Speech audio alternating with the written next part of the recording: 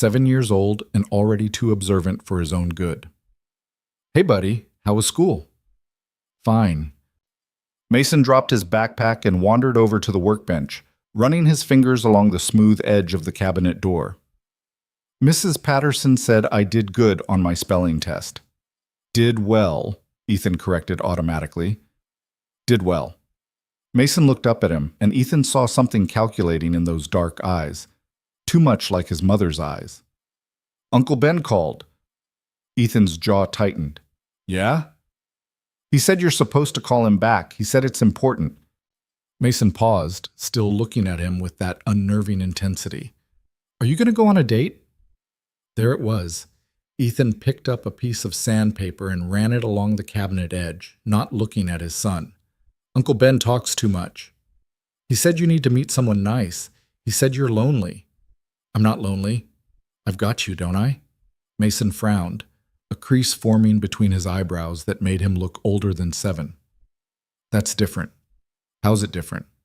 "Because—" Mason shrugged, struggling with words too big for him. "You're supposed to have someone.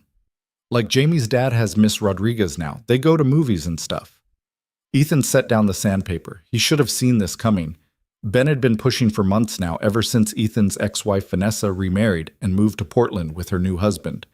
Ever since the divorce became not just final but ancient history, something that happened to someone else in another lifetime. 3 years was long enough, Ben kept saying. You can't hide forever. Except Ethan wasn't hiding. He was surviving. There was a difference. "Listen," he said, crouching down to Mason's level. "Uncle Ben means well, but he doesn't understand. What your mom and I had, when that ends, it takes something out of you. You understand?" Mason shook his head. "Not really." "Someday you will." Ethan ruffled his hair, forcing a smile. "Now go wash up for dinner. I'm making spaghetti." "Can I have garlic bread?" "You can have whatever you want, bud." Mason grinned and took off running, his footsteps thundering up the stairs. Ethan stayed crouched there for a moment, staring at the sawdust on the concrete floor. The workshop suddenly felt too quiet, too empty. He stood up and grabbed his phone from the workbench. Ben answered on the second ring. "Finally! I thought you were going to ghost me." "I'm not going on a blind date, Ben." "You don't even know what I'm going to say." "Yes, I do. You're going to tell me about some friend of Sarah's who's recently single and really nice, and I should just give it a shot because what's the worst that could happen?" Ethan walked to the window, looking out at the yard where Mason's bike lay on its side in the grass. "The answer's no." "Her name's Lena," Ben said, ignoring him completely. "She's a graphic designer, divorced, no kids. Sarah met her at some art gallery thing. She's smart, she's funny, and she's just as skeptical about this whole setup as you are." "Then why is she doing it?" "Because her friends won't leave her alone either." Ben's voice softened. "Look, man, I'm not saying you need to fall in love. I'm saying you need to remember how to talk to another adult who isn't me or your clients. Just coffee, 1 hour. If it's terrible, you never have to do it again, and I'll stop bugging you." Ethan closed his eyes. He could hear Mason upstairs singing something off-key while the water ran. The house smelled like sawdust and the ghost of this morning's burnt toast. Outside, the October wind was picking up, rattling the window frames. 1 hour, he heard himself say. "Yes!" Ben's triumph was immediate and loud. "Saturday afternoon, 3 o'clock. There's that cafe by the lake, the one with the... I know the one. Ethan, seriously, thank you. You won't regret this." Ethan hung up without answering, because he was pretty sure he already did. Saturday arrived with gray skies and the threat of rain. Ethan stood in front of his closet for 20 minutes, feeling ridiculous. It was just coffee. It didn't matter what he wore. Except Mason was sitting on the bed behind him, swinging his legs and watching with the focus of a television critic. "The blue one," Mason said. "I wasn't asking for fashion advice." "The blue one looks nice. Mom always said you looked good in blue." Ethan's hand stilled on a gray Henley. He pulled out the blue shirt instead, hating himself a little. "Your mom said a lot of things." "Are you nervous?" "No." "Uncle Ben says everybody gets nervous on dates." "Uncle Ben needs to learn when to shut up." Ethan pulled on the blue shirt and checked himself in the mirror. He looked tired. The lines around his eyes seemed deeper in the gray afternoon light. 32 going on 50. How do I look? Good.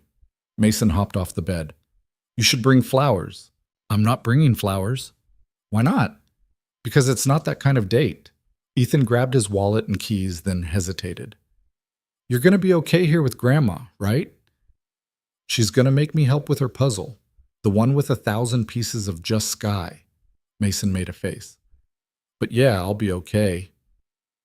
Downstairs, Ethan's mother was already setting up at the kitchen table, puzzle pieces spread across yesterday's newspaper. She looked up when Ethan came in, and her face did something complicated. Surprise, pleasure, worry, all at once. Well, she said, look at you. Don't start, Ma. I didn't say anything. You were thinking it loud. She smiled, the skin crinkling at the corners of her eyes. Ellen Cole had been beautiful once. You could still see it in her bone structure, the way she carried herself. Widowed 10 years now, she'd never even looked at another man. Ethan used to think that was noble. Lately, he just thought it was sad. I'm glad you're doing this, she said quietly. Your father would have wanted... Ma. His voice came out rougher than he intended. Please. She nodded, went back to sorting puzzle pieces. Mason appeared at Ethan's elbow, holding something out. A small wooden figure, carved in the shape of a bird. One of Ethan's early pieces, from before Mason was born, when he still made things just to make them. For good luck, Mason said. Ethan took it, feeling the smooth grain against his palm. Thanks, bud. The drive to the lake took 15 minutes. Ethan spent the entire time trying to remember how to make conversation with a stranger. What did people even talk about on first dates? Work? No, too boring. Family? Too complicated. Hobbies? He made furniture and occasionally watched football. That was it. Jesus, when had his life become so small? The cafe sat right on the water, a converted boathouse with peeling blue paint and windows that rattled when the wind picked up. Ethan had been here exactly once before, years ago, with Vanessa. They'd gotten coffee and watched the boats come in, and she'd told him she was pregnant, best day of his life, followed 3 years later by the worst. He parked and sat there for a moment, gripping the steering wheel. Through the cafe windows, he could see a handful of people scattered at tables, an older couple reading newspapers, a woman with a laptop, college kids laughing over something on a phone, normal people doing normal things. He could do this. It was just an hour. The door chimed when he walked in. The place smelled like coffee and old wood and something baking. A girl behind the counter looked up, started to smile, then went back to her phone. Ethan checked his watch, 2:58. He was early. Great. Now he'd look eager. He ordered coffee, black, nothing fancy, and chose a table by the window. Watched the lake. Gray water under grayer sky, choppy with wind. A few brave ducks paddled near the shore. His coffee tasted burnt. 3 o'clock came and went. Ethan pulled out his phone, checked for messages. Nothing. He should have known. This whole thing was stupid from the start. He'd give it until 3:15, then he was gone. He'd done his part. He could tell Ben he tried. 3:15. 3:20. The college kids left, laughing their way out the door. The woman with the laptop ordered another drink. Ethan stared at his coffee and felt the familiar weight settling back over him, the one that said this was exactly what he deserved. Alone at a table, waiting for someone who wasn't coming. The door chimed again at 3:23. She came in like a storm, dark hair windblown and eyes scanning the room with something close to panic.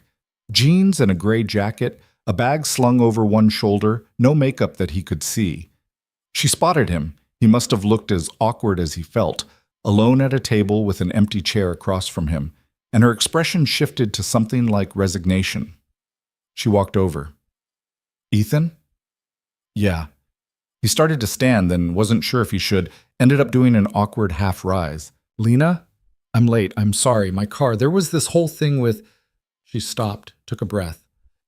I'm just late. Sorry. It's fine. It's not fine. It's rude. She dropped into the chair across from him, setting her bag on the floor. Up close, she looked tired, like she'd had about as much sleep as he had, maybe less. I almost didn't come. The honesty of it surprised him. Yeah? I was sitting in my car for like 10 minutes, trying to talk myself into it. She met his eyes, and hers were hazel, extremely weird. Something in her face relaxed. Okay, good. I thought maybe I was just being a baby about it. The girl from behind the counter appeared at their table. What can I get you? Lena ordered coffee, also black, and the girl wandered off. An awkward silence settled over the table. Ethan tried to remember any of the conversation starters he'd rehearsed in the car. They'd all evaporated. So, Lena said finally, how do we do this? Do we just jump into the interrogation questions? Favorite color? Biggest fear? What's your relationship with your mother? My mother's great. Bit of a worrier, but great. Lucky you. Mine thinks I'm a constant disappointment. She said it lightly, but something hard flickered underneath. Divorced at 34, no kids, living alone. I'm basically her nightmare.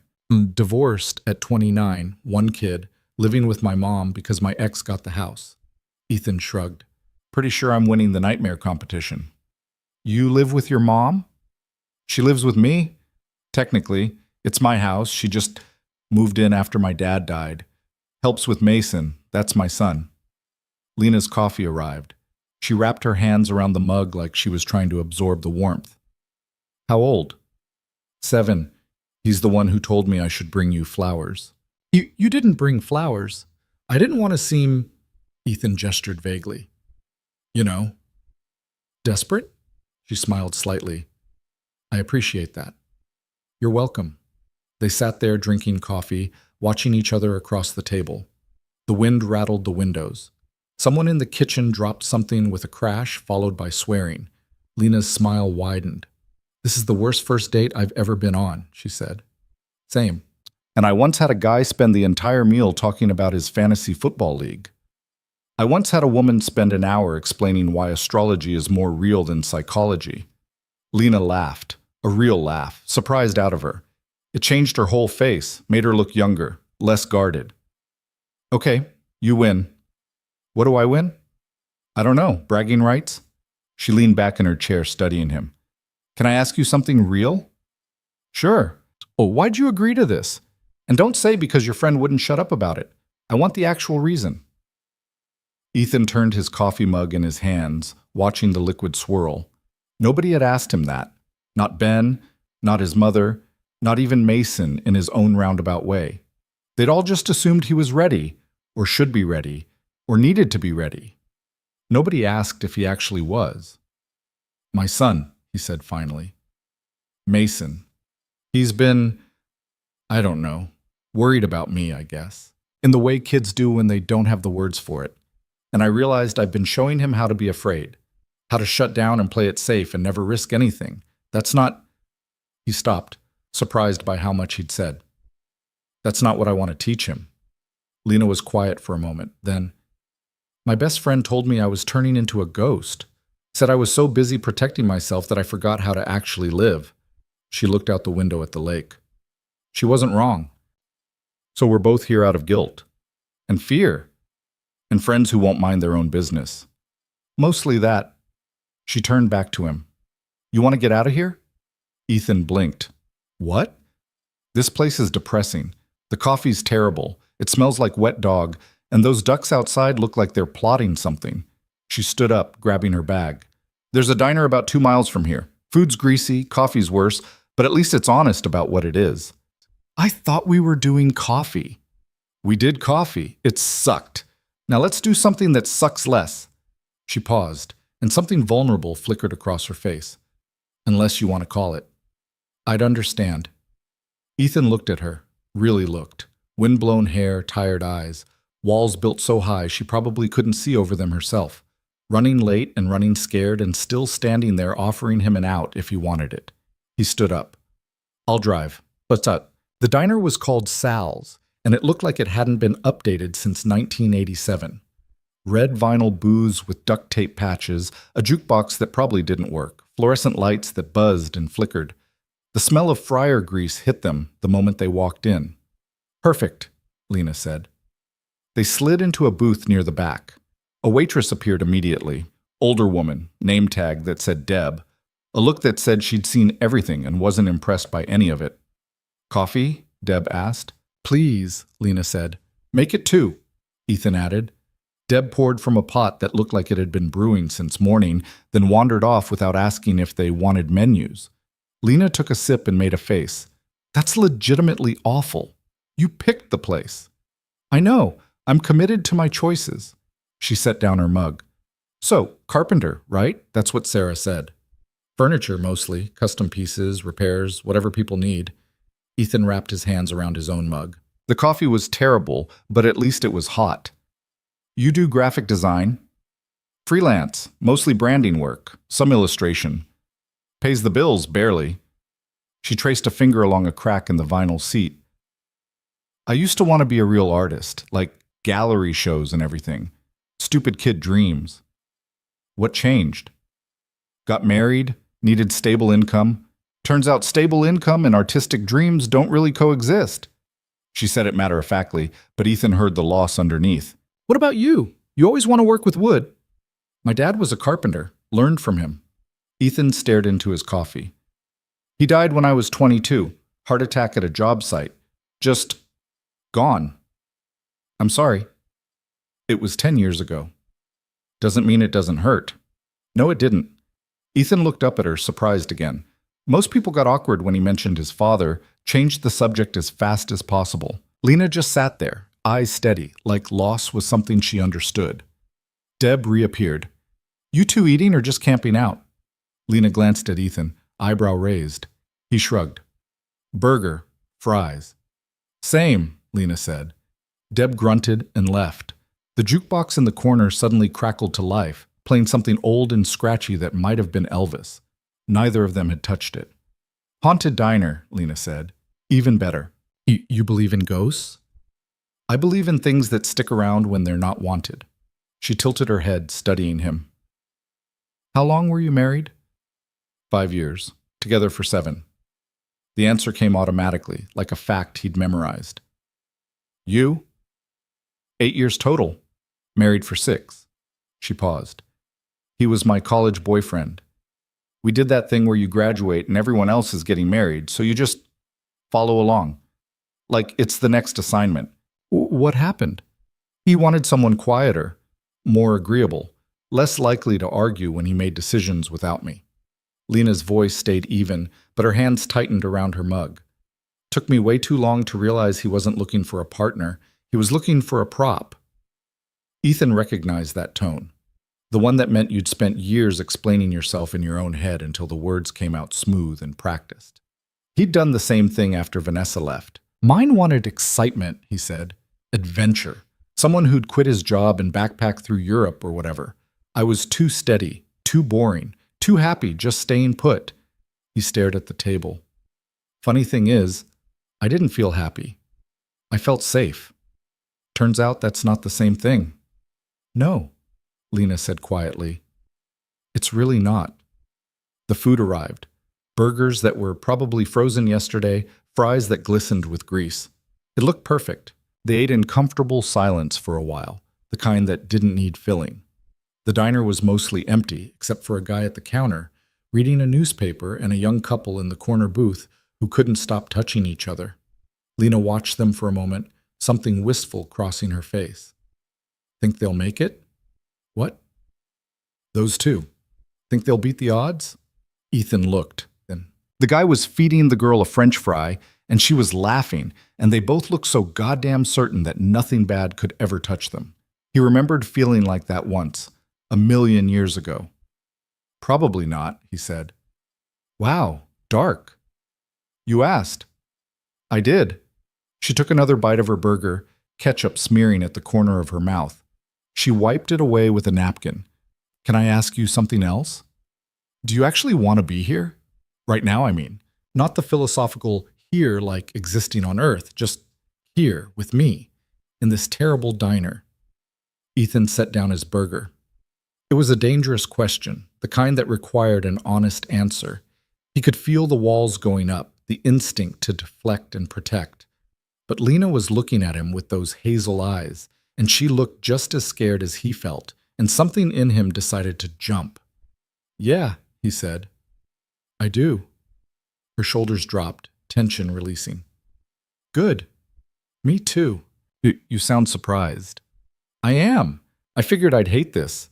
Hate you, probably. Nothing personal, just that's where I'm at with most things. She pushed a fry around her plate. My therapist says I have trust issues. You see a therapist? Twice a month. You? Tried it once. Couldn't get past the feeling that I was paying someone to listen to me complain. That's literally the job description. I know, still felt weird. Lena smiled. I get that. Took me 6 months to stop apologizing every time I cried in session. You still do it? The therapy thing? Yeah. Turns out unlearning 8 years of someone telling you you're the problem takes a while. She met his eyes. What about you? How'd you unlearn your stuff?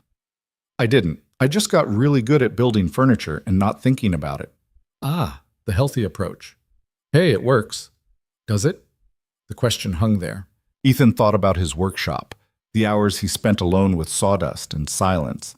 Thought about Mason asking if he was lonely, his mother's careful, worried looks, Ben's endless pushing. The truth was, it didn't work. It just made the days pass. No, he admitted.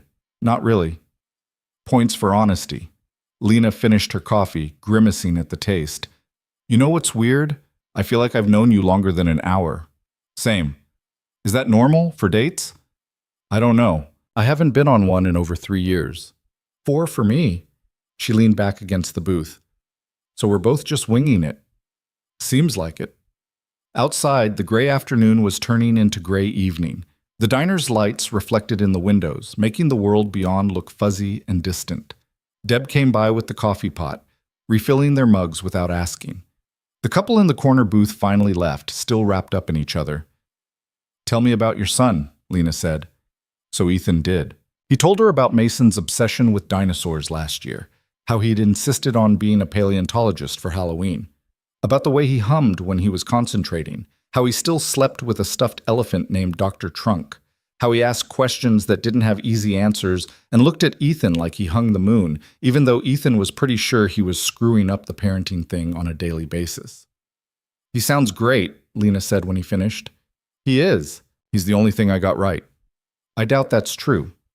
You haven't seen my track record. Neither have you seen mine. She traced patterns in the condensation on her water glass. I always wanted kids. My ex didn't. Every time I brought it up, he'd say someday or when things settle down or whatever excuse came to mind. Then I found out he'd gotten a vasectomy without telling me. Jesus. Yep. Her voice stayed calm, but her jaw tightened. That's when I filed, not because of the vasectomy itself, but because he made that choice for both of us and didn't think I deserved to know. How long ago? Divorce finalized a year ago. We separated 2 years before that. She looked up at him. Does it get easier, the being alone part? Ethan thought about his empty house, the quiet evenings after Mason went to bed, the way he'd stopped buying groceries for 2 without even realizing it. You get used to it. That's not the same as easier, but it's something.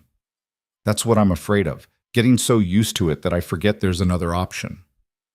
Is that why you agreed to this? The date? Lena was quiet for a moment. Then, my friend Claire, the one who called me a ghost, she said something that stuck. She said fear is just a habit, and habits can be broken. She smiled slightly. Sounded like therapy bullshit when she said it, but maybe she had a point. Maybe. What about you? Your son being worried, that's part of it. But what's the rest? Nobody had asked him that either.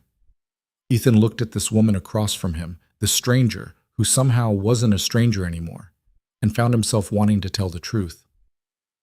I'm tired, he said, of being angry at my ex-wife for leaving, of being angry at myself for not being enough to make her stay, of waking up every day and pretending I'm fine when I'm just going through the motions. So he picked at a crack in the table. Mason asked me yesterday if I was lonely, and the worst part is I lied and said no. But yeah, I'm lonely as hell. Lena reached across the table.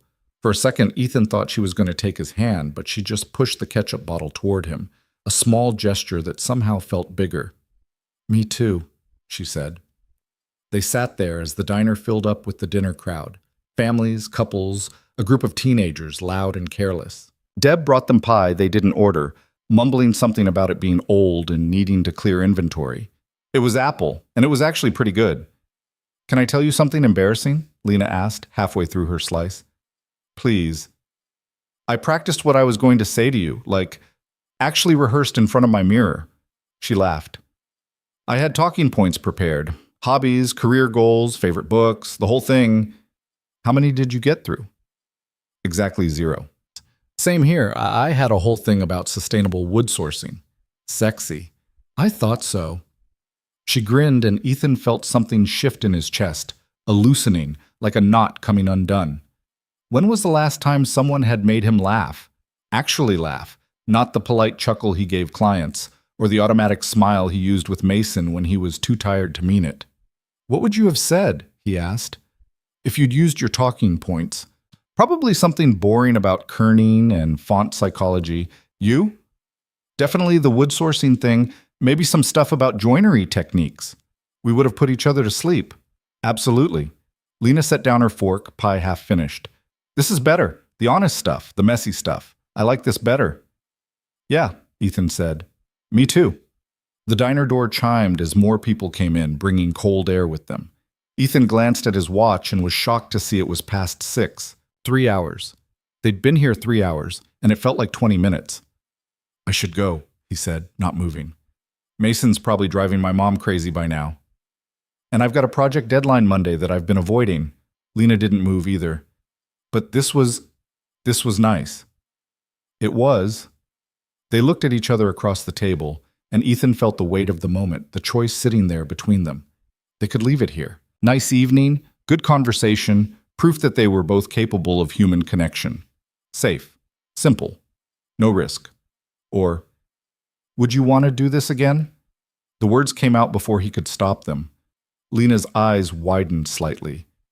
Yeah, I would. Really? Don't sound so shocked. I'm not shocked, I'm just... Ethan ran a hand through his hair. I don't know what I'm doing here. I'm out of practice with all of this. So am I. We can figure it out together. She pulled out her phone. Give me your number, before we both chicken out. They exchanged numbers, fingers fumbling with screens. Ethan's hands were shaking slightly, and he couldn't tell if it was nerves or something else. Something that felt suspiciously like hope. Outside, the parking lot was mostly full now. The temperature had dropped, and Ethan's breath misted in the air. Lena pulled her jacket tighter, and they stood there by his truck, neither one ready to leave yet.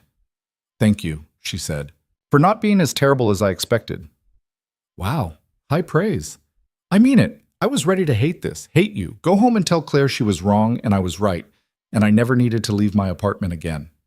She looked up at him, and in the parking lot lights her eyes looked more green than brown. But you're real, and I forgot what that felt like. Ethan's throat tightened. You too. So we'll talk? Like, actually talk? Not just say we will and then ghost each other? We'll talk. Promise? Promise. Lena smiled, small and uncertain and genuine. Then she got into her car, a beat-up Honda that looked like it had seen better days, and drove away. Ethan stood there watching her taillights disappear, feeling the cold seep through his jacket, feeling the weight of his phone in his pocket with her number in it. The drive home passed in a blur. His mind kept replaying the evening, her laugh, the way she'd admitted her fears so easily, the moment she'd said me, too. When he pulled into his driveway, the house was lit up, warm light spilling from the windows. He could see shadows moving inside. His family. His life. Mason met him at the door, still in his pajamas, even though it wasn't quite bedtime. How was it? Ethan hung up his jacket. It was good. Did you like her? Yeah, bud, I did. Are you going to see her again? I think so. Mason grinned, the kind of full-face smile that reminded Ethan why he was doing any of this in the first place. Cool.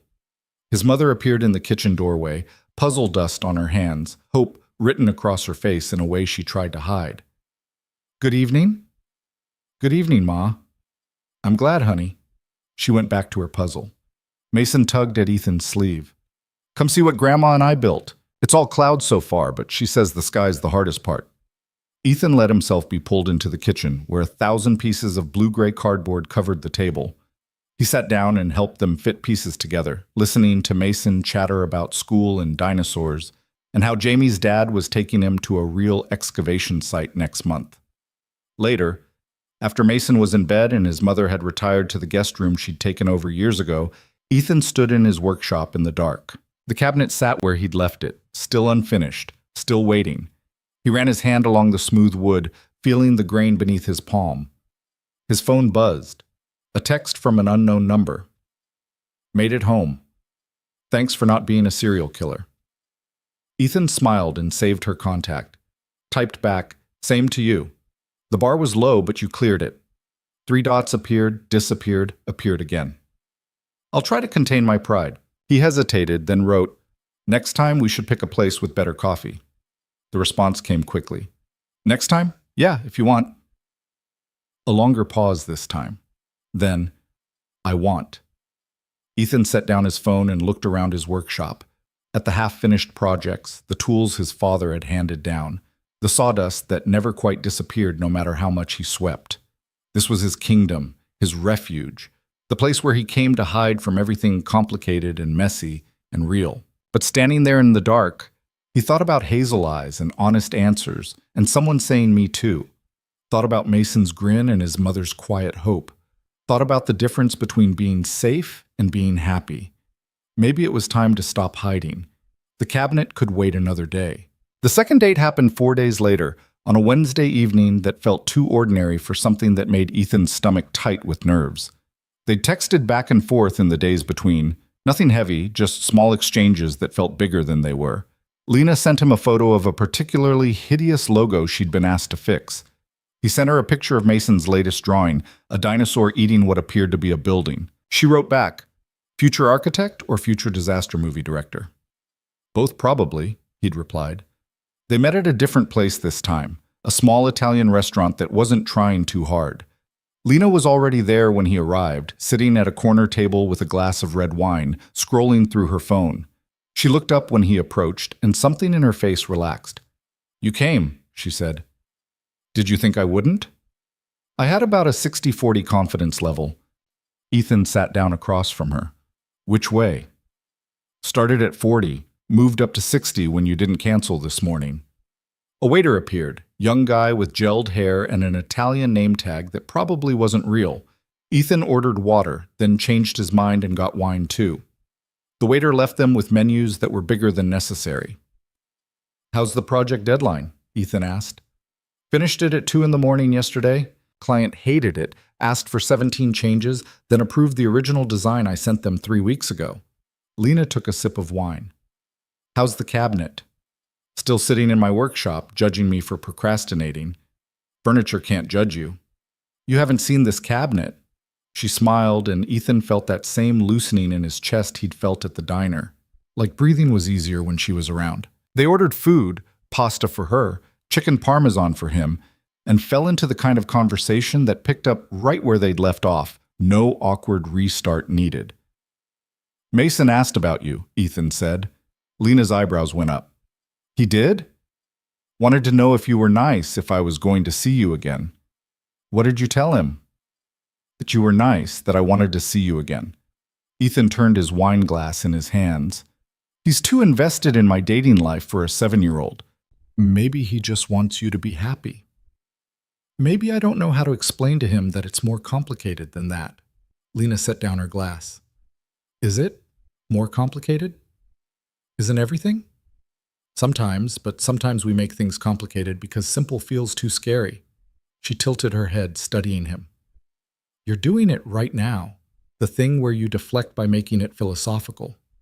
I don't do that. You absolutely do that. Ethan opened his mouth to argue, then stopped. She was right. He'd spent 3 years turning everything into abstract concepts instead of dealing with actual feelings. Safer that way. Less chance of getting hurt. You're annoyingly perceptive, he said. I know, it's one of my worst qualities. She leaned forward. Can I ask you something? That question always makes me nervous. Good instinct. What are you actually afraid of? With this? With us? The word hung there between them. Us. Like they were already something, not just 2 people who'd had coffee and burgers and were now eating overpriced pasta. That I'll screw it up, Ethan said. That I'll be too much or not enough or just wrong. That you'll realize I'm boring and stuck and still half in love with a life that doesn't exist anymore. Are you? Still in love with her? No, but I'm in love with who I thought I was when I was with her, the version of me that had it all figured out. He stared at his wine. Turns out that guy was an idiot. We were all idiots at some point. Lena's voice was soft. I married someone who told me my art was a waste of time, and I believed him. Spent 6 years making myself smaller so he'd feel bigger. That's not love, that's just fear with better marketing. What are you afraid of? She didn't hesitate. That I'll disappear again. That I'll meet someone who seems great, and I'll slowly give up pieces of myself until there's nothing left. That I'll wake up one day and realize I traded my whole life for someone else's approval. She met his eyes. And that I'll do it anyway, because being alone is worse. The waiter arrived with their food, breaking the moment. They ate in silence for a while, but it wasn't uncomfortable. Ethan watched her twirl pasta on her fork, the way she chewed thoughtfully, like she was analyzing the recipe. He wondered what she saw when she looked at him. Probably someone as scared and scarred as she was. My therapist would love this conversation, Lena said eventually. She's always telling me to be more vulnerable.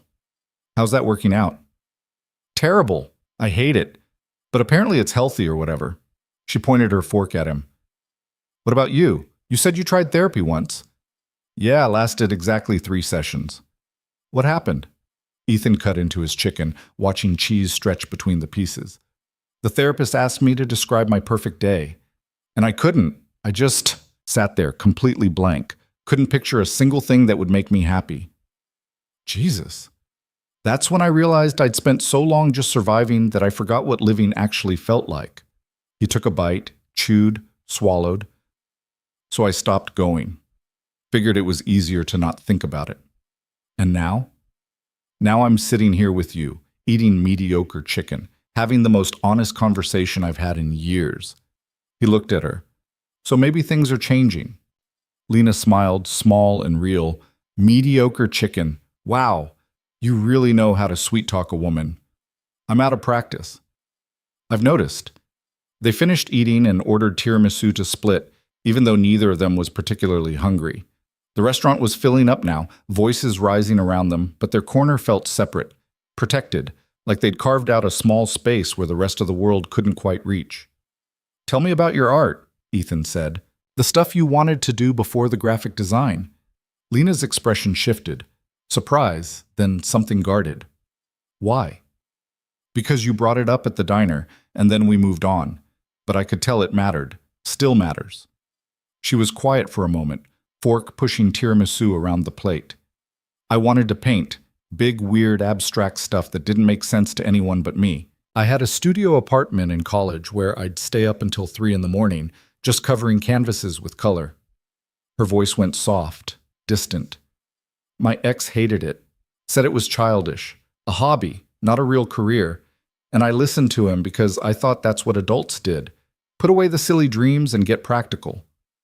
Do you still paint? Haven't in almost 5 years. Why not? Because every time I think about it, I hear his voice telling me it's a waste of time, and I get angry at myself for still letting him control me, even though he's been gone for a year. She looked up at Ethan. Pathetic, right? No, it's human. Same thing sometimes. Ethan thought about his workshop, about all the projects he'd started and abandoned because they reminded him of better times, about how he'd stopped building anything beautiful, anything with soul, and focused only on what paid the bills. Different medium, same fear. What if you tried again, he asked. Just once. See what happens. What if I'm not good anymore? What if you are? Lena stared at him, something complicated moving behind her eyes. Then she laughed, sharp and surprised.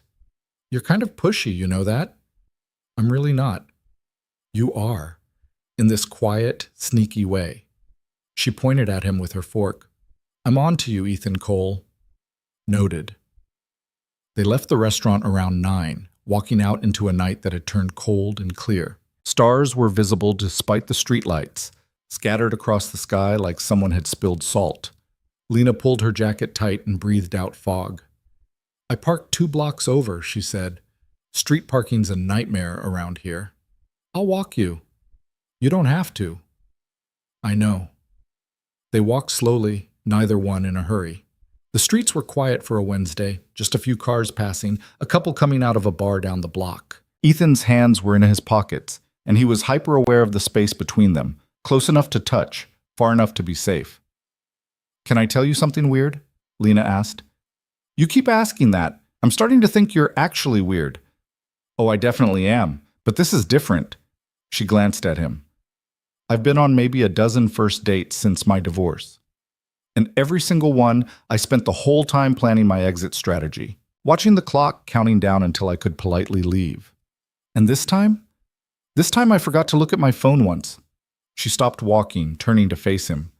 They were under a streetlight, her face half in shadow. "I don't know what that means."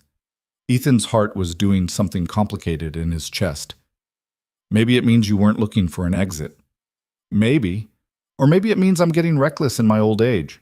You're 34. That's not old. Tell that to my knees." She smiled, but it faded quickly. "I'm scared, Ethan. I'm really scared I'm going to mess this up." "You're not the only one." "I know. That's what makes it worse. We're both terrified, and we're still doing this anyway." She shook her head. "We're idiots." "Probably. Definitely." They stood there on the empty street, looking at each other. Ethan thought about kissing her. The idea arrived fully formed, urgent and terrifying. He could lean forward, close that small distance, see what happened. But something held him back. Not fear exactly, but caution. The sense that rushing this would break whatever fragile thing they were building. Lena seemed to be having the same thought. She took a small step back, creating space. "I should go. Early meeting tomorrow with a client who thinks Comic Sans is a legitimate font choice. That's a deal breaker, right? I'm questioning our entire professional relationship." They started walking again. Her car was parked under a broken streetlight, a pool of shadow in the orange glow. She unlocked it and tossed her bag inside, then turned back to him. "Same time next week?" she asked. "Yeah. Or sooner, if you want." "Sooner might be good." She bit her lip, and Ethan realized she did that when she was nervous. "This is going to sound desperate, but I don't care. I really like talking to you, and I don't really like talking to most people." "I really like talking to you, too." "Good, okay." She got into her car, then rolled down the window. "Text me when you get home. So I know you didn't get murdered between here and wherever you parked." "You text me, too." "Deal." She drove off, and Ethan walked back to his truck feeling lighter than he had in months. Maybe years. His phone buzzed before he even made it to the corner. "Made it to my car without incident. Your turn." He smiled and wrote back, still walking. "We'll report in shortly. Don't get mugged. I'll do my best." The drive home passed in a blur of streetlights and replayed conversation. Ethan kept hearing her voice. "I really like talking to you," and feeling the weight of what she'd said. Not what it could mean or might mean, but what it actually meant right now, in this moment. Two people choosing to be honest instead of safe. Mason was already asleep when Ethan got home, curled up with Doctor. Trunk, his nightlight casting dinosaur shapes on the walls. Ethan stood in the doorway for a moment, watching him breathe. This kid who worried about him, who wanted him to be happy, who somehow knew things Ethan was still figuring out. His mother was in the kitchen, making tea she didn't need. She looked up when he came in. "Good night?" she asked. "Yeah, Ma. Good night." "I'm glad." She poured hot water over a tea bag, the chamomile smell filling the kitchen. "She sounds special. The way you talk about her." "I've known her a week. Your father knew after 3 days." Ethan leaned against the counter. "That's different." "Why?" "Because it just is." His mother smiled, the same knowing smile she'd had since he was a kid trying to hide things. "Whatever you say, honey. There's leftover pot roast in the fridge if you're hungry." He wasn't, but he heated some up anyway, more for something to do with his hands than actual hunger. Sat at the kitchen table while his mother did the crossword puzzle from the morning paper, both of them comfortable in the quiet. This was their routine, had been since she moved in. Small moments of company that didn't require conversation. His phone buzzed, home safe, no muggings, pretty boring night overall. Ethan smiled and wrote back, same, except for the part where I had dinner with someone interesting. "Who's that?" "Funny." 3 dots appeared, disappeared, appeared again. "I have a confession." He straightened up. What? I Googled you. Ethan's stomach dropped. When? After our first date. I wanted to make sure you weren't a serial killer or secretly married or something. And, clean record, boring social media, exactly one photo of you at some lumberyard looking very serious about wood. That was a professional conference. Sure it was. The dots appeared again. I'm sorry. I know that's probably invasive. Did you find anything interesting?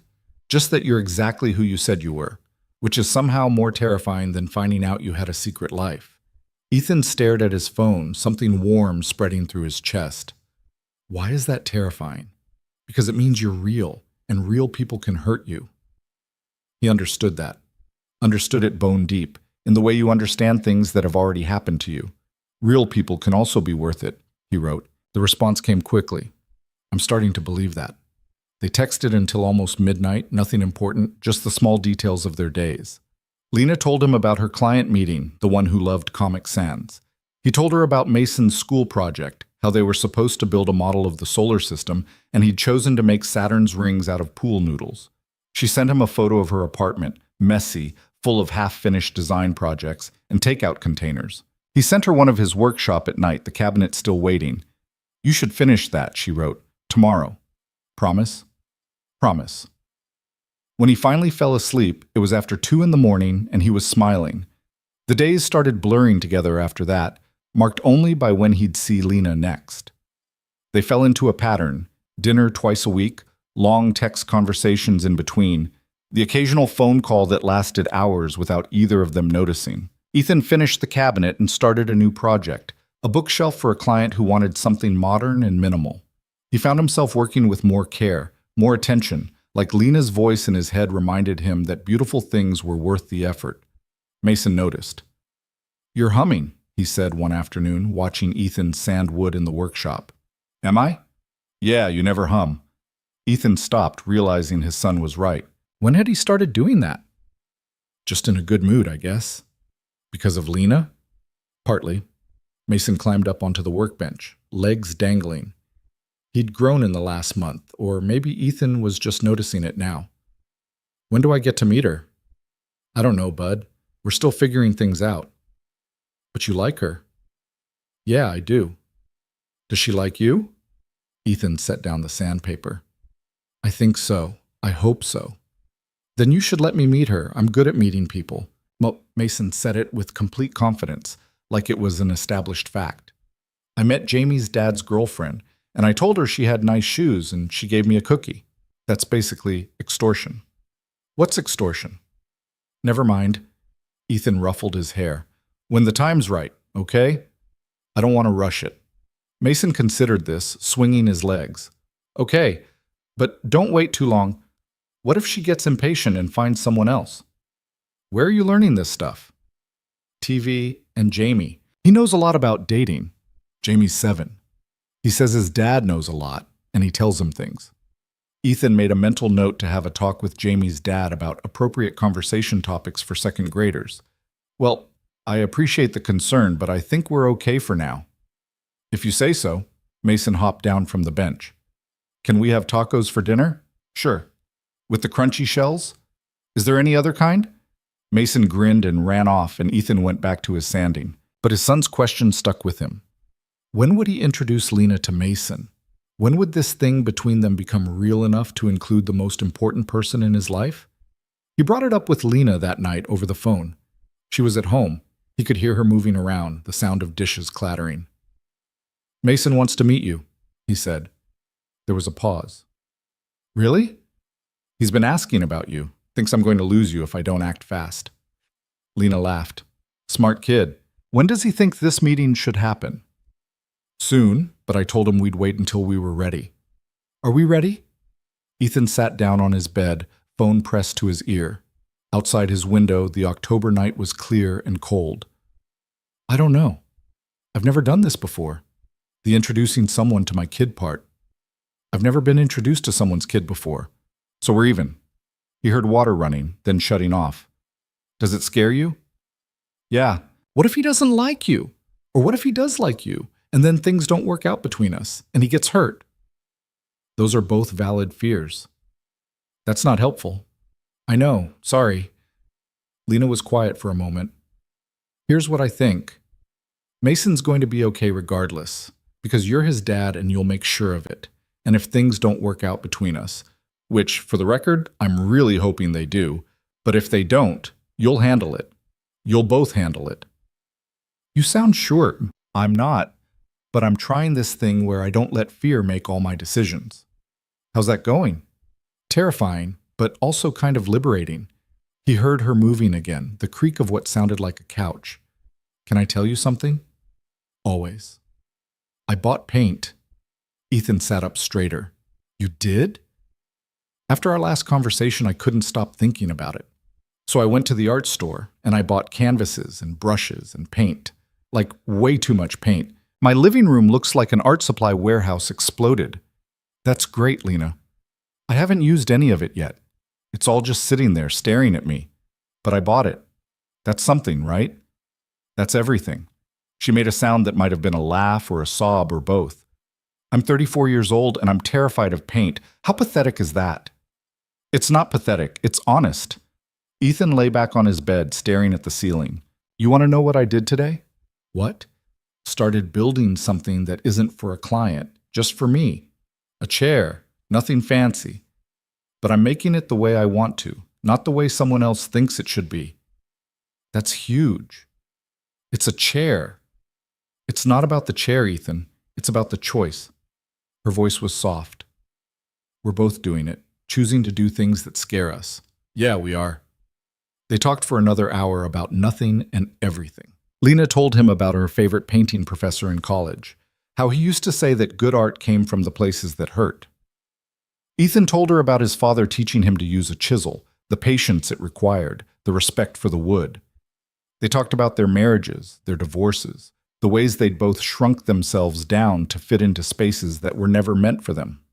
When they finally hung up, Ethan felt wrung out and oddly peaceful. He checked on Mason, still asleep, then stood in his workshop in the dark.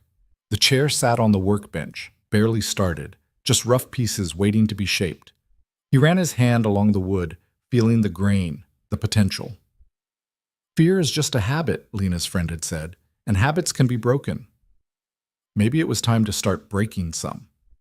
The following Saturday, Ethan invited Lena to his place for the first time. She arrived at 2 in the afternoon, pulling up in her beat-up Honda with a nervous smile. Ethan met her at the door, acutely aware of his mother inside watching some home renovation show and Mason upstairs supposedly doing homework, but probably playing on his tablet. Hi, Lena said. Hi. They stood there on the porch, suddenly awkward.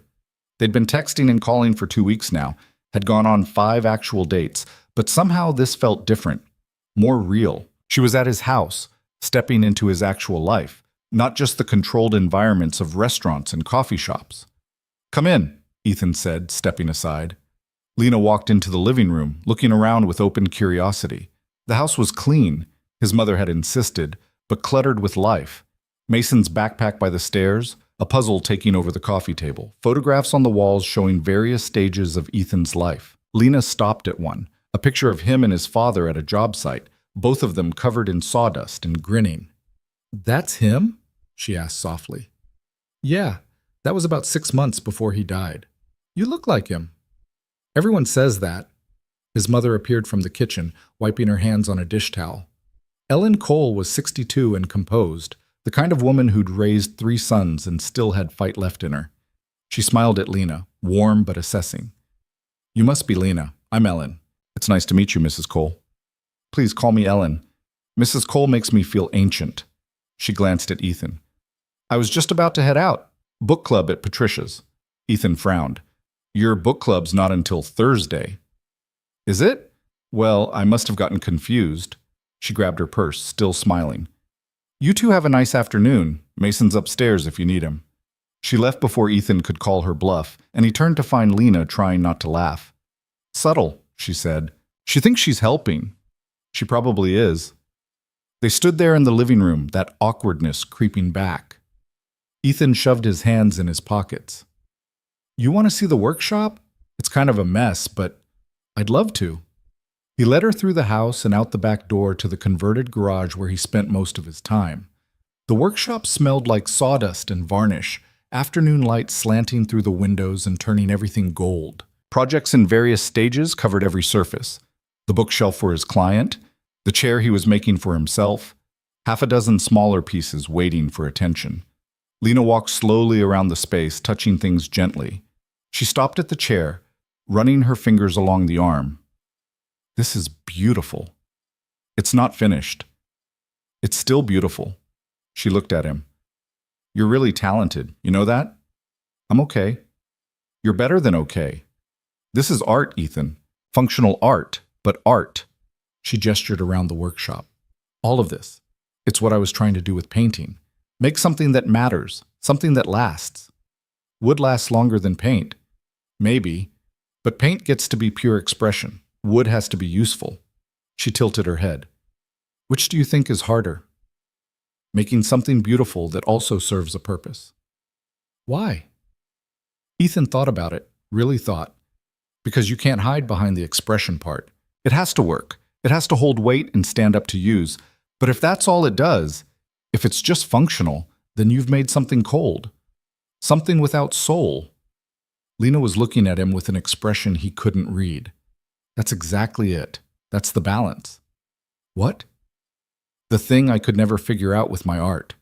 I was so focused on making it meaningful that I forgot it also had to connect with people, had to serve some purpose, even if that purpose was just making someone feel something. She leaned against his workbench.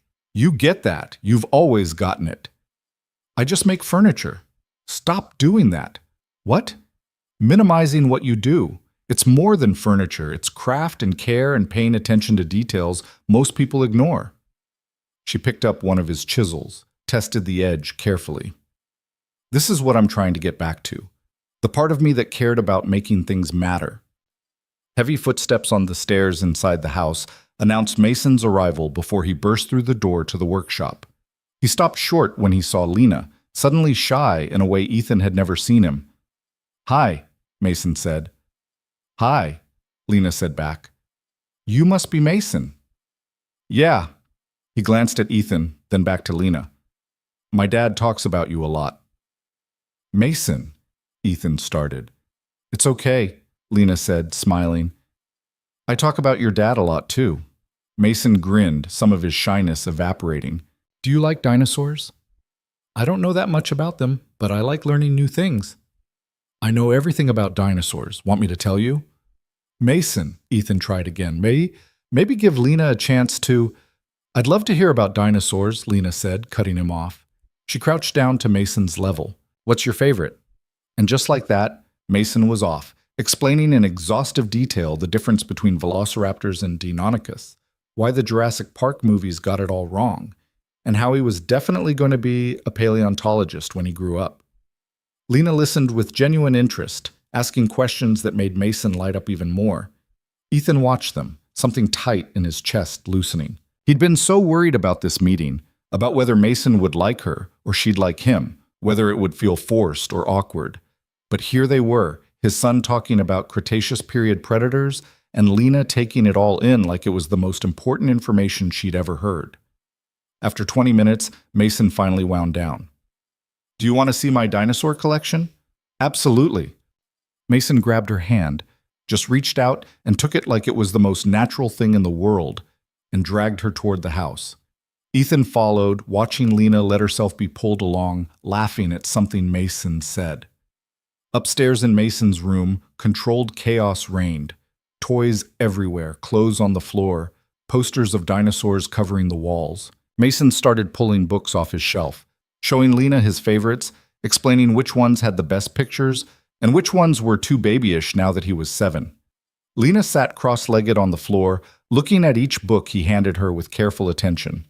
Ethan leaned against the doorframe, just watching. This was his life, messy and imperfect and completely real. And here she was, fitting into it like maybe she'd always been meant to. Dad, Mason said, looking up, can Lena stay for dinner? Ethan looked at her. She looked back, eyebrows raised in question. If she wants to, Ethan said. I want to, Lena said softly. Mason whooped and went back to his books. Ethan pulled out his phone and texted his mother. Coast is clear. You can come back. Her response was immediate. Took you long enough. Be home in 20. Dinner was spaghetti and meatballs, simple and filling. Ellen came back with stories about her fictional book club, and Lena played along, asking what they were reading. Mason dominated the conversation, telling Lena about school and his best friend Jamie and the solar system project they were working on. Pool noodles for Saturn's rings, Lena said, nodding seriously. That's genius. That's what I said. Mason looked at Ethan triumphantly. After dinner, Mason asked if he could show Lena his tablet game, and Ethan said yes, even though it was almost bedtime. They sat on the couch together, Mason explaining the rules while Lena tried to keep up. Ethan washed dishes with his mother, both of them watching through the kitchen doorway. She's lovely, Ellen said quietly. Yeah. Mason likes her. I can see that. Do you like her? Ethan dried a plate, set it in the rack. More than I probably should this early, his mother smiled. There's no timeline for these things, honey. Your father proposed after knowing me for 6 weeks. That was different. Why does everyone keep saying that? Because it was a different time, different circumstances. Love is love, then or now. She handed him another plate. Don't overthink it. But Ethan couldn't help overthinking it. That was what he did. Analyze and worry and plan for every possible disaster. It's what had kept him safe for 3 years. It's also what had kept him lonely. At 8:30, Mason started yawning, and Ethan declared it bedtime. Mason argued, but only half-heartedly, his eyes already drooping. He hugged Lena goodnight, another casual gesture that made Ethan's chest tight, and trudged upstairs with Dr. Trunk under one arm. Ellen excused herself to her room, leaving Ethan and Lena alone in the living room. They sat on opposite ends of the couch, the space between them feeling both too far and too close. That went well, Lena said. He loved you. He's a great kid. You're doing something right. I'm mostly just trying not to screw him up too badly. Lena shifted closer, just slightly. Can I ask you something? You don't have to keep asking permission. Do you think this is crazy? Us, moving this fast. Ethan turned to look at her. In the lamplight, her eyes looked more brown than green, and she had a smudge of something, maybe paint, maybe just dirt, on her left cheek. She looked nervous and hopeful and beautiful. Yeah, he said, I think it's probably crazy. But I don't care. The words came out before he could stop them, raw and honest. I've spent 3 years being careful, being safe, and I'm tired of it. I'm tired of being afraid. Lena smiled, and it was the most genuine smile he'd seen from her yet. Me too. She leaned forward, and so did he, and suddenly they were kissing. Soft at first, tentative, like they were both waiting for permission that didn't need giving. Then deeper, her hand coming up to his face, his fingers tangling in her hair. She tasted like the wine from dinner and something sweeter, and Ethan felt like he was falling and flying at the same time. When they broke apart, both breathing hard, Lena laughed quietly. We're definitely crazy. Absolutely. I should go, before your mom comes back down and we have to explain this. Probably a good idea. But neither of them moved. They sat there, foreheads touching, breathing the same air, and Ethan thought about second chances and new beginnings, and all the cliches he'd always rolled his eyes at. Turned out they were cliches because they were true. Stay, he said quietly. Ethan, just for a little longer, please. So she stayed. They stayed curled up on the couch until almost 11, talking in quiet voices about everything and nothing. When Lena finally left, Ethan stood on the porch watching her drive away, feeling like something fundamental had shifted. Not just between them, but inside him. Like a door he'd nailed shut was suddenly opening and light was flooding in. The next 2 weeks passed in a blur of normalcy that felt anything but normal. Lena started coming over for dinner twice a week, sometimes bringing takeout, sometimes cooking with Ethan while Mason did homework at the kitchen table. She fit into their routine so easily, it was almost frightening. Mason adored her, Ellen approved in her quiet way, and Ethan found himself thinking about the future in a way he hadn't allowed himself to in years. It was too fast. He knew it was too fast. But knowing something and being able to stop it were two entirely different things. On a Thursday night in early November, Lena called him at 10:30, which was late for her. Ethan was in bed reading a book he wasn't actually reading, just turning pages while thinking about her. He answered on the first ring. Hey, he said. There was a pause, and in that pause, Ethan heard something wrong. Not silence, but the absence of her usual ease. Can you talk? He sat up. What's wrong? Nothing. Maybe. I don't know. Her voice was tight, controlled in a way that meant she was working hard to keep it that way. I got an email tonight from my ex-husband. Ethan's grip tightened on the phone. In all their conversations, Lena had mentioned her ex in only the vaguest terms. A controlling jerk. Someone who'd made her small. But never a name, never details. And Ethan hadn't pushed. Everyone had a past they didn't want to excavate. What did he want? He says we need to talk, that there's unfinished business from the divorce settlement. She laughed, sharp and bitter. We've been divorced for over a year. Everything was finalized. What unfinished business could there possibly be? Did you respond? No, I just stared at it for an hour trying to figure out what game he's playing. A sound like she was moving, pacing maybe. Marcus doesn't do anything without a reason, and his reasons are never good. Marcus. Now the ex had a name. Ethan tried to picture him and came up blank. What are you going to do? I don't know. Ignore it, probably.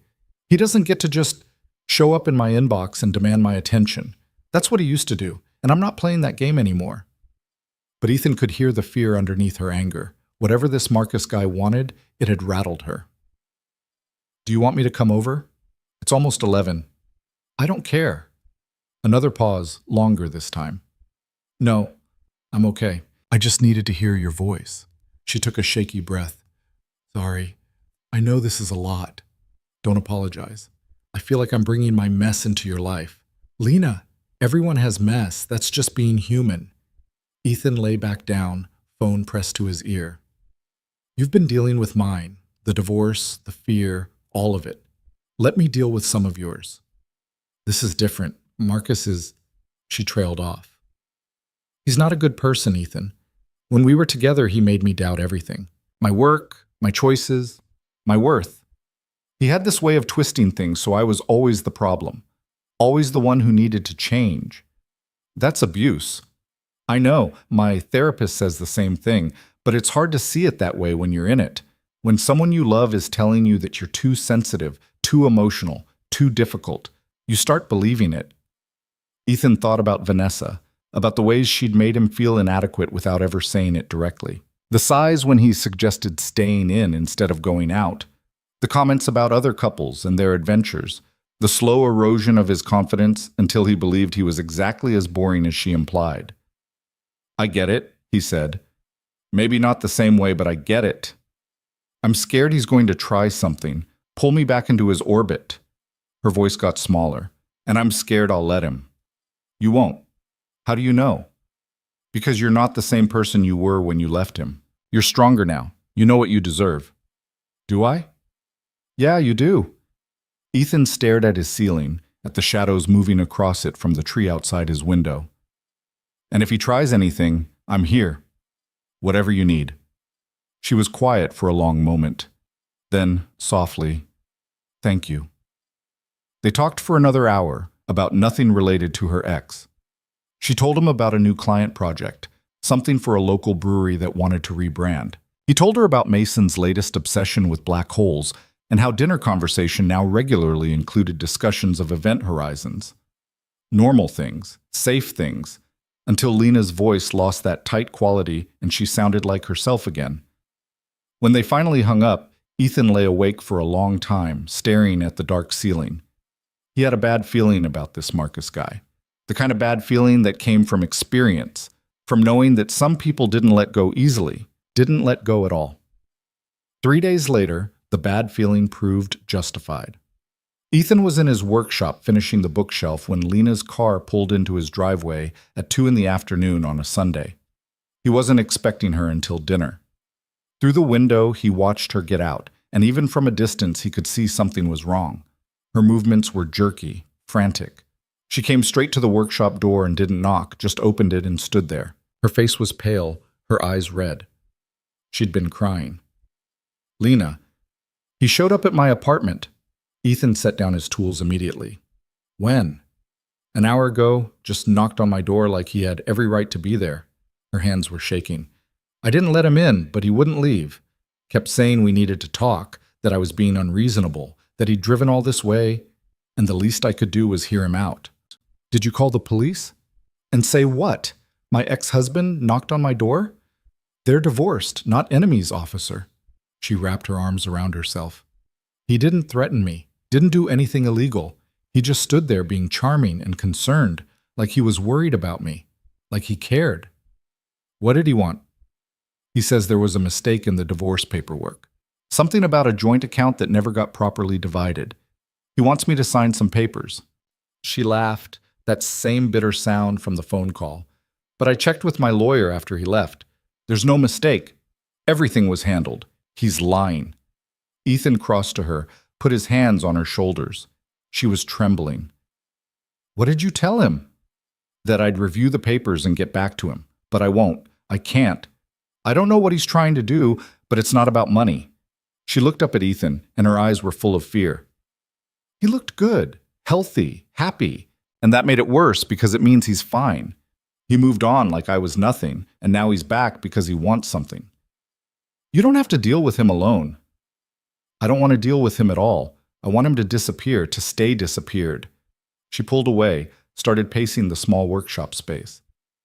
I was doing so good, Ethan. I was painting again. Actually painting, not just buying supplies. I was sleeping through the night. I was happy. And now he's back and I can feel all of it crumbling. It's not crumbling. It feels like it. Ethan caught her hand as she paced past him, pulled her to a stop. Listen to me. Whatever he wants, whatever game he's playing, you don't have to play along. You have a lawyer. You have friends. You have me. He squeezed her hand. You're not alone in this. She stared at him and something in her face cracked. I'm so tired of being strong. I'm so tired of having to protect myself from someone who's supposed to be in my past. Then don't be strong today. Be tired. Be scared. Be whatever you need to be. He pulled her closer. But don't let him make you believe you're back where you started. You're not. Lena pressed her face against his chest, and he felt her shoulders shake. He held her while she cried, one hand rubbing slow circles on her back, the other tangled in her hair. The workshop smelled like sawdust and varnish and her shampoo, something floral he couldn't name. Outside, a cold wind rattled the windows. When she finally pulled back, her eyes were swollen but clear. Sorry, I didn't mean to fall apart on you. You didn't fall apart. You had a human reaction to a bad situation. Same thing. Not even close. She almost smiled. Can I stay here for a while? I don't want to go home, not yet. You can stay as long as you want. They went inside. Ellen was at her book club, the real one this time, and Mason was at Jamie's house for a play date. The house was quiet, empty in a way that felt safe rather than lonely. Lena curled up on the couch, and Ethan made coffee that neither of them drank. Tell me about him, Ethan said, sitting beside her. If you want to. Lena pulled a blanket around herself.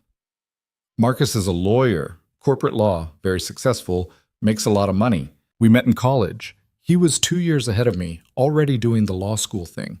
I thought he was so impressive, so sure of himself. She stared at her coffee mug. He was impressive at first, confident, ambitious, knew exactly what he wanted, and what he wanted was me. When did it change? Gradually, so gradually I didn't notice until it was too late.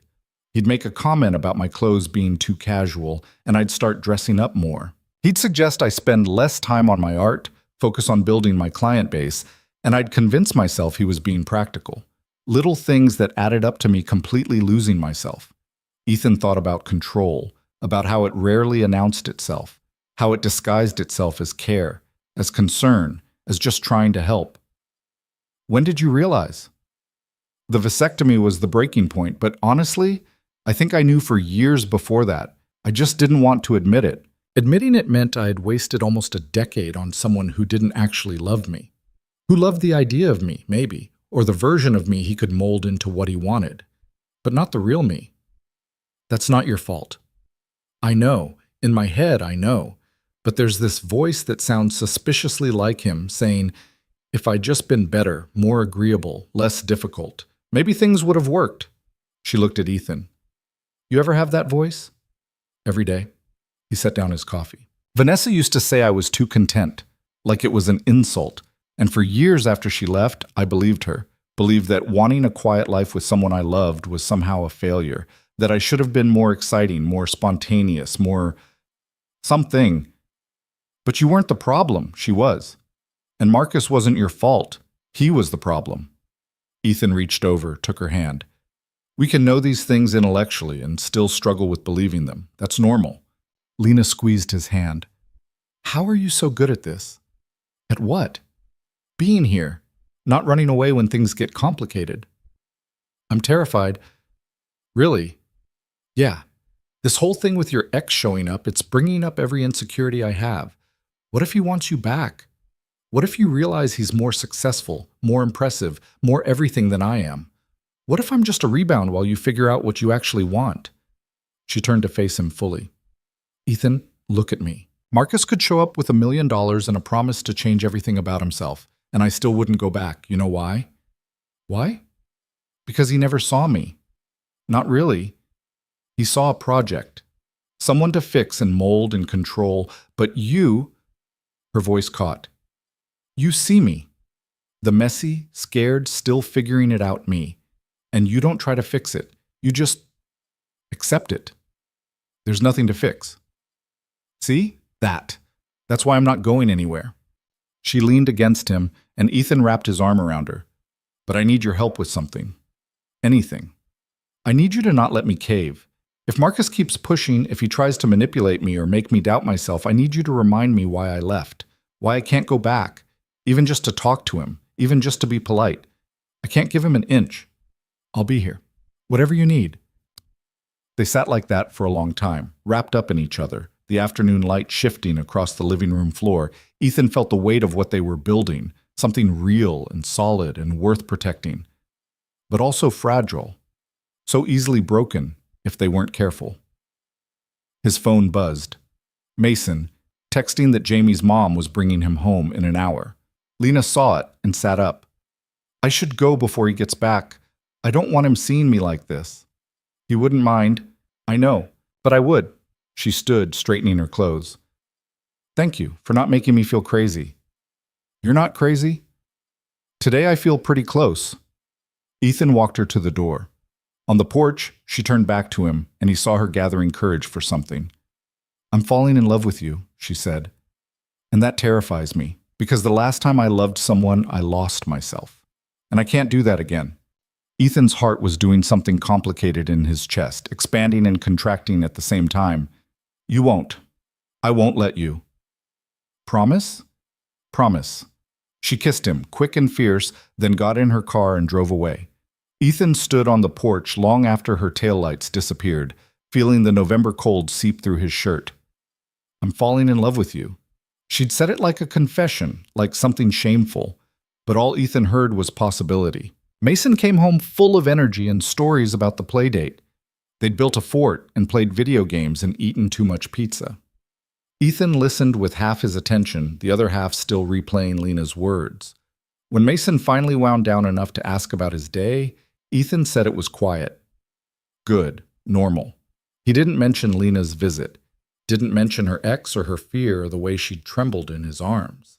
Mason didn't need to carry that. Let him stay 7 and innocent a little longer. That night, after Mason was asleep and Ellen had retired to her room, Ethan sat at the kitchen table with his phone. He pulled up Lena's contact, typed and deleted 3 different messages. Finally settled on, "You okay?" Her response came 20 minutes later. "No, but I will be." He wanted to say more, wanted to tell her he was falling too, that it terrified him just as much, that he'd never felt this way about anyone, including his ex-wife. But the words felt too big for a text message, too important to send through a screen. Tomorrow, he decided. He'd tell her tomorrow. Except tomorrow brought its own problems. Ethan was working on a custom dining table for a client when his phone rang. Unknown number. He almost didn't answer, but something made him pick up. Is this Ethan Cole? A man's voice, smooth and professional. Yeah, who's this? Marcus Hartley. I'm Lena's ex-husband. I was hoping we could talk. Ethan's grip tightened on the phone. About? About Lena. I understand you two have been seeing each other. A pause, calculated. I'm concerned about her.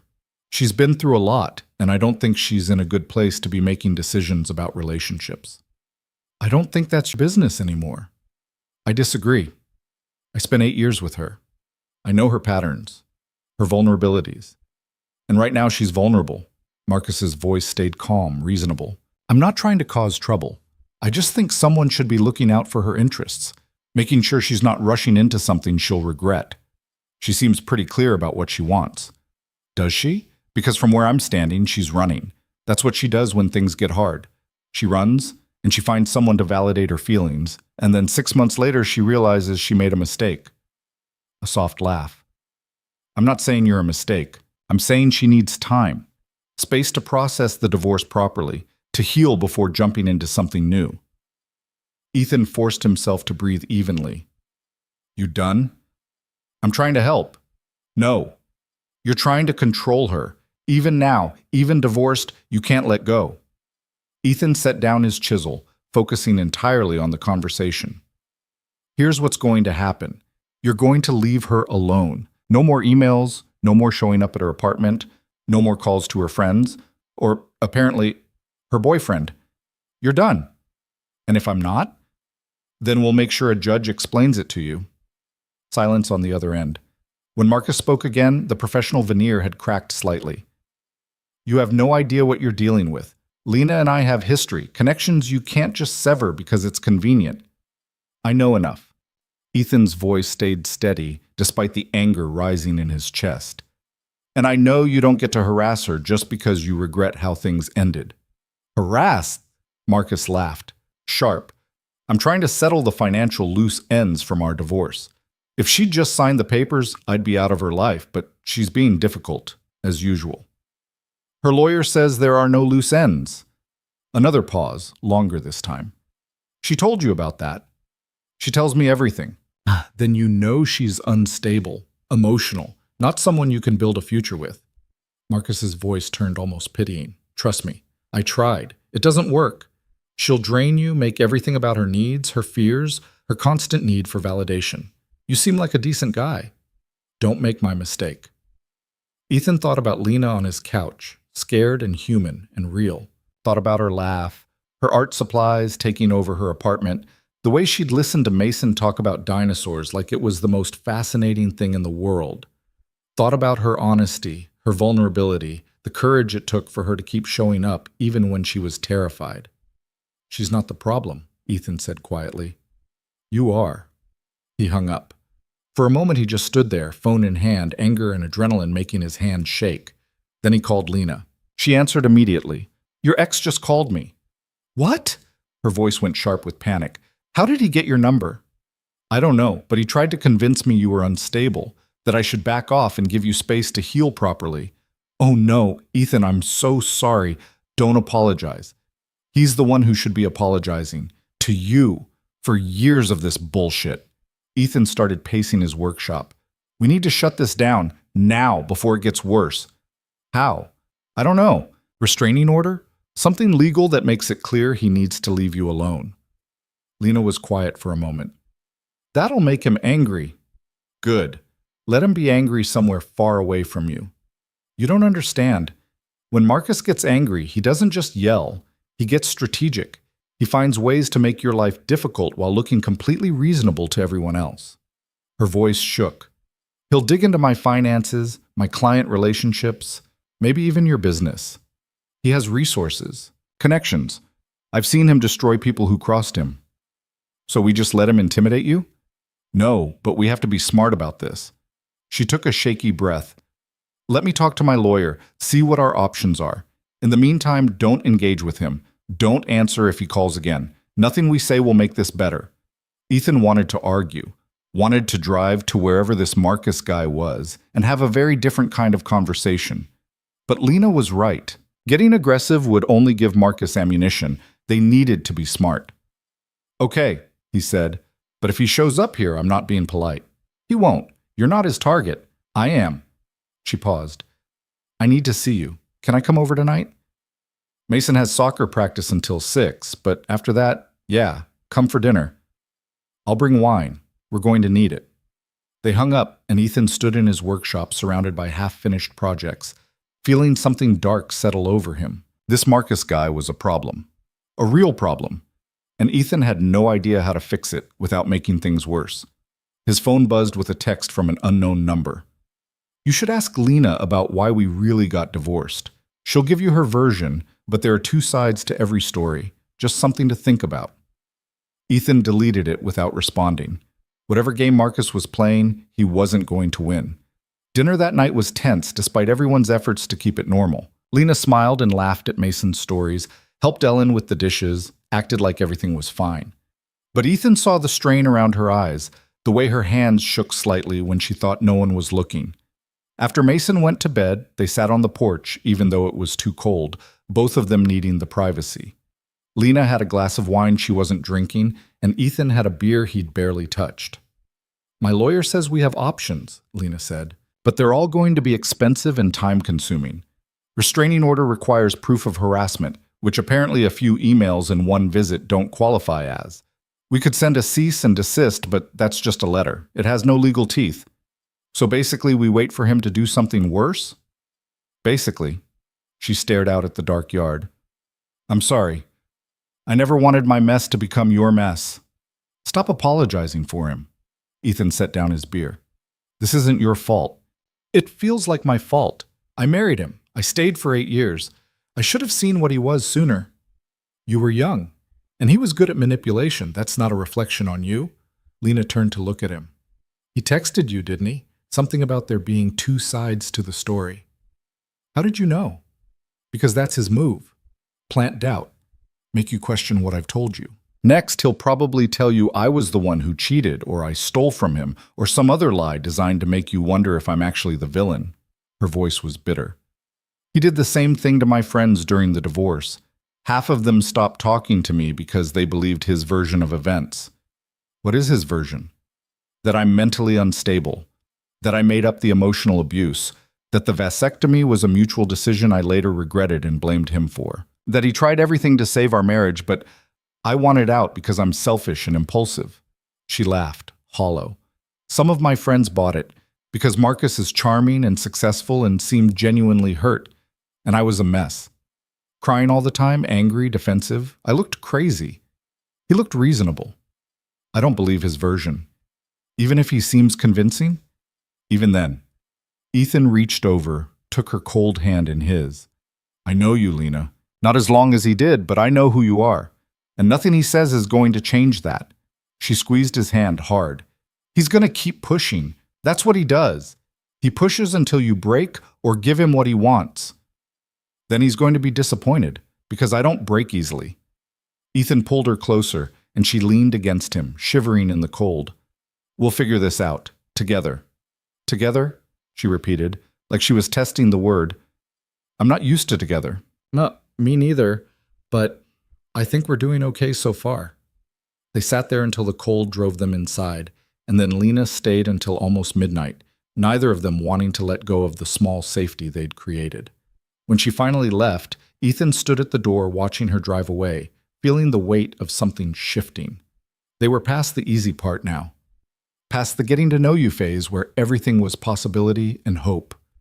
Now they were in the part where real life crashed in, where the past demanded attention and the future felt uncertain, where love, if that's what this was becoming, had to prove it could survive more than candlelit dinners and soft conversations.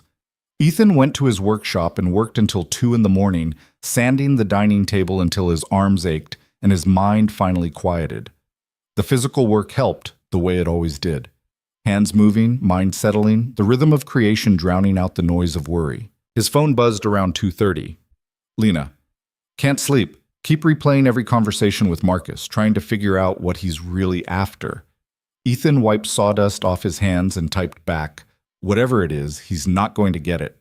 "How do you know?" "Because you're stronger than he thinks, and you're not alone anymore." 3 dots appeared and disappeared several times. Then, "I love you. I know it's too soon and probably stupid to say, but I do. And I needed you to know before this gets worse." Ethan stared at his phone, at those 3 words that changed everything. He'd been waiting to say them first, waiting for the right moment, the perfect setting. But there was no perfect moment. There was just now, 2:30 in the morning in a workshop that smelled like sawdust, both of them scared and tired and choosing each other anyway. He typed, "I love you too, and we're going to be okay." When he finally went to bed, it was almost 3, and his hands smelled like varnish, and his chest felt light despite everything. Whatever happened next, whatever Marcus tried, they'd face it together. That had to be enough. It turned out that enough was harder than Ethan anticipated. Marcus went quiet for 3 days after that late-night text exchange. 3 days where Ethan and Lena existed in a state of tense waiting, both of them checking their phones constantly, both jumping at unexpected sounds. Then, on a gray Monday morning, Lena's lawyer called with news that made everything exponentially worse. Ethan was dropping Mason off at school when his phone rang. Lena's name on the screen at 8 in the morning meant something was wrong. "He's suing me," she said without preamble. Her voice was flat, shock more than anger. "Marcus is suing me for the full value of his half of our apartment. Says I coerced him into letting me keep it during the divorce settlement, and now he wants his share. $50,000. Ethan pulled over into a grocery store parking lot, engine still running. "Can he do that?" "According to my lawyer, he can try.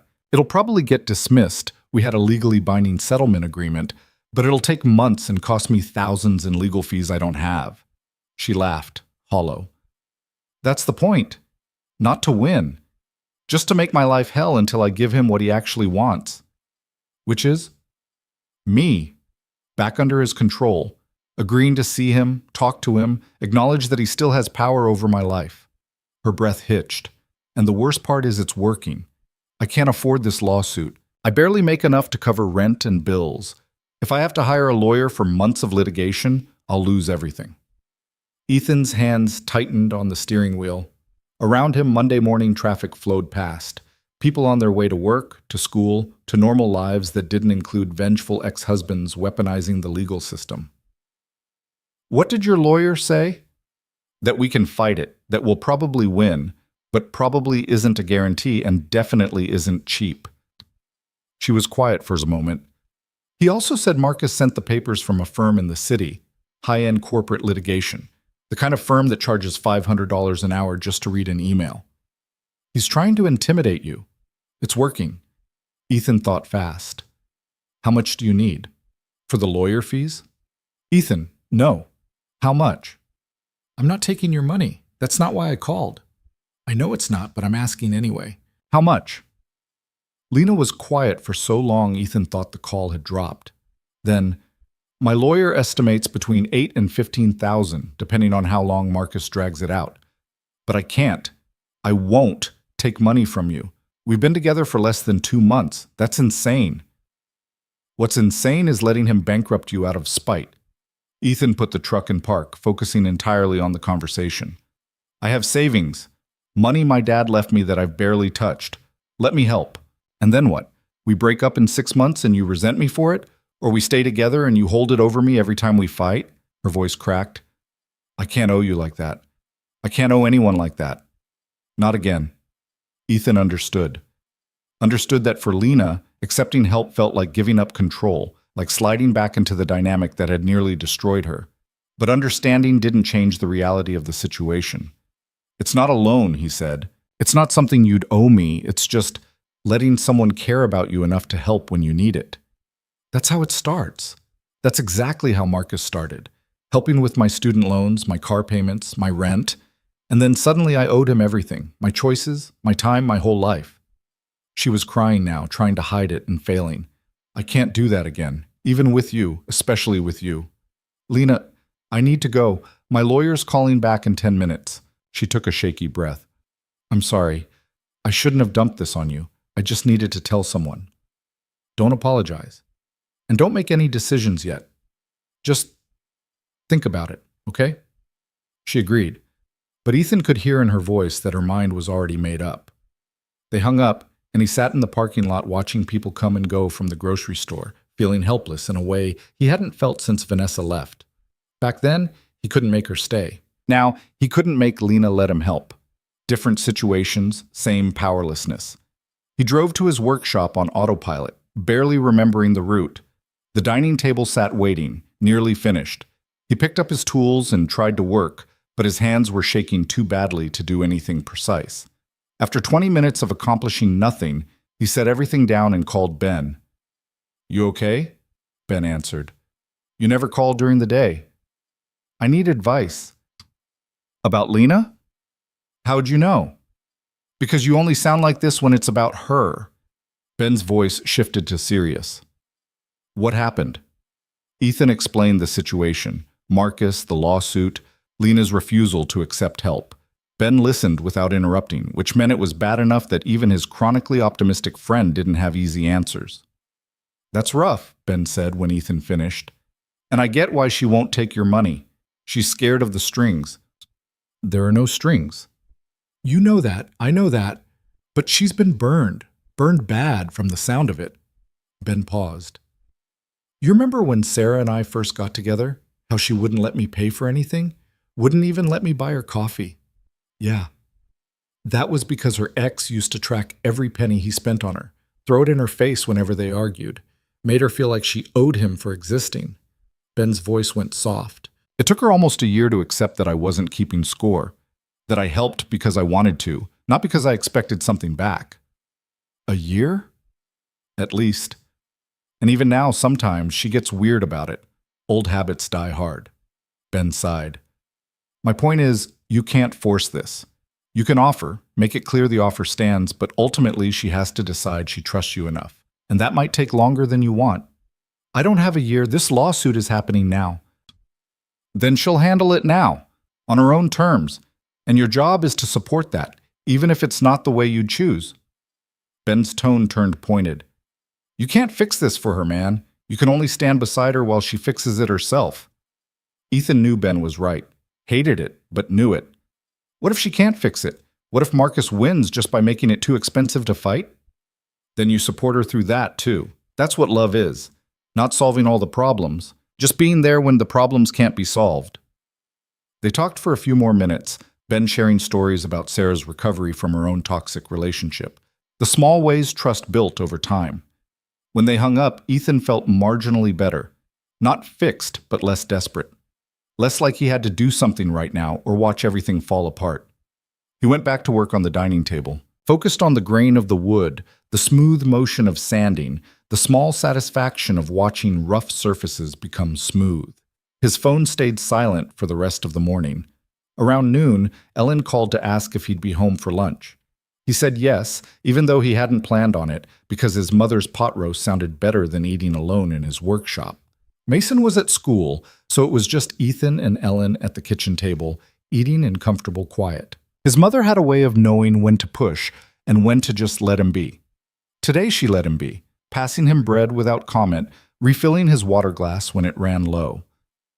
"You want to talk about it?" she asked finally, halfway through the meal. "Not really." "Fair enough." She took a bite of pot roast, chewed thoughtfully. "But I'm here if you change your mind." Ethan set down his fork. "How did you know Dad was worth it? Worth the risk?" Ellen smiled, that small, sad smile she got whenever Ethan's father came up. "I didn't. Not for sure. But I knew that living scared was worse than risking heartbreak. So I jumped." She looked at him directly. "You're asking the wrong question, honey. It's not whether she's worth the risk. It's whether you're brave enough to take it. What if I screw it up?" "Then you screw it up. You apologize, you learn, you try again." She reached across the table, squeezed his hand. "Your father and I had a terrible fight about 6 months into dating. He wanted to move to California for a job opportunity, and I refused to leave. We didn't speak for 2 weeks. I never knew that. Because we worked through it. He turned down the job, stayed here, and we built a life. Was it the right choice? I don't know, but it was our choice, together." She let go of his hand. "The point is, love isn't about never fighting or never making mistakes. It's about choosing each other even when it's hard, especially when it's hard." Ethan thought about Lena, about her fear and his helplessness, and the space between what he wanted to do and what she'd let him do. What if she won't let me help? Then you respect that, and you find other ways to be there. Ellen stood, started clearing dishes. "She's not asking you to fix everything. She's asking you to stay. Those are different things." The afternoon passed slowly. Ethan finished the dining table, delivered it to his client, came home to an empty house. Mason had soccer practice after school, Ellen was at her book club, and the silence felt oppressive. He tried calling Lena but got voicemail, tried texting and got nothing back. By 7 o'clock, worry had shifted to mild panic. Then his doorbell rang. Lena stood on his porch looking exhausted. Her eyes were red, her hair was a mess, and she was holding a bottle of cheap wine like a lifeline. Ethan stepped aside without a word, and she walked into his living room and sank onto the couch. "I met with Marcus," she said. Ethan's stomach dropped. "When?" "This afternoon. He called and said if I'd just talked to him face to face, he'd drop the lawsuit." She laughed bitterly. "I knew it was a trap, knew it. But I went anyway because $15,000 in legal fees is more than I make in half a year." "Where did you meet?" "Coffee shop, public place, lots of witnesses. I'm not completely stupid." She set the wine bottle on the coffee table. "He spent an hour telling me how concerned he was, how he only filed the lawsuit to get my attention, how he still cares about me and wants to make sure I'm okay. And I told him to go to hell." She looked at Ethan, and there was something fierce in her expression beneath the exhaustion. "I told him I didn't care about the money or the apartment or any of it, that I'd rather lose everything than give him one more second of control over my life." "What did he say?" "That I was being dramatic, that I clearly needed help, professional help, and he knew a great therapist who specialized in emotional regulation." She laughed again, sharp. "He made me sound crazy, made himself sound concerned and reasonable. And I sat there realizing that anyone listening would think he was the good guy, and I was the unstable ex-wife having a breakdown." Ethan crossed to the couch, sat beside her. "You're not unstable." "I feel unstable. I feel like I'm losing my mind." She pressed her palms against her eyes. "The worst part is, there was just a second where I thought about agreeing. About saying yes to coffee dates and check-ins and letting him back into my life piece by piece, just to make this stop." "But you didn't." "But I didn't." She dropped her hands. "I walked out, told him to have his lawyer contact mine, and then I sat in my car for 20 minutes shaking because I knew I'd just made everything worse." "You made it clear where you stand. That's not making it worse." "Isn't it? Now he's going to push harder, drag this lawsuit out longer, find new ways to make my life miserable." She turned to face him. "And I'm going to lose, Ethan. Maybe not legally, but financially. I can't afford to fight him. Even if I win the case, I lose." "So we find another way?" "There is no other way. That's what I'm trying to tell you." Her voice rose, frustration bleeding through. "I can't take your money. I can't ask my family. They don't have anything to give. I can't get a loan because my credit's already maxed from the divorce. There's no other way except to fight and go bankrupt, or give up and let him win." Ethan thought fast. "What if we don't fight the lawsuit? What if we give him what he's actually asking for?" "The apartment money?" "No, attention, control, the feeling that he still matters in your life." Ethan stood up, started pacing. "He doesn't actually want $50,000. He wants you to acknowledge him, to engage with him, to prove he still has power." "So what, I just talk to him? Let him think he's winning?" "No. We take away what he actually wants." Ethan stopped pacing, faced her. "You file a restraining order, not because of the lawsuit, that's civil court, but because of the harassment, the showing up at your apartment, the phone calls, the texts. You document everything and make it clear that any contact, any at all, will result in legal consequences. My lawyer said we didn't have enough for a restraining order. That was before he sued you just to force you into a meeting, before he cornered you at a coffee shop to manipulate you. That's a pattern." Ethan crouched in front of her. "He's counting on you being too tired, too broke, too scared to keep fighting. But what if we call his bluff? What if we make it so he can't contact you at all, and suddenly his lawsuit is just about money? Money he probably doesn't even need?" Lena stared at him. "You think he'd drop it?" "I think he'd lose interest. Lawsuits are expensive for both sides. If he can't use it as leverage to get to you, why bother?" Ethan took her hands. "We document everything, every text, every call, every encounter. We build a case for harassment that's separate from the lawsuit, and we make it clear you're done playing his games." "That could make him angrier?" "Probably.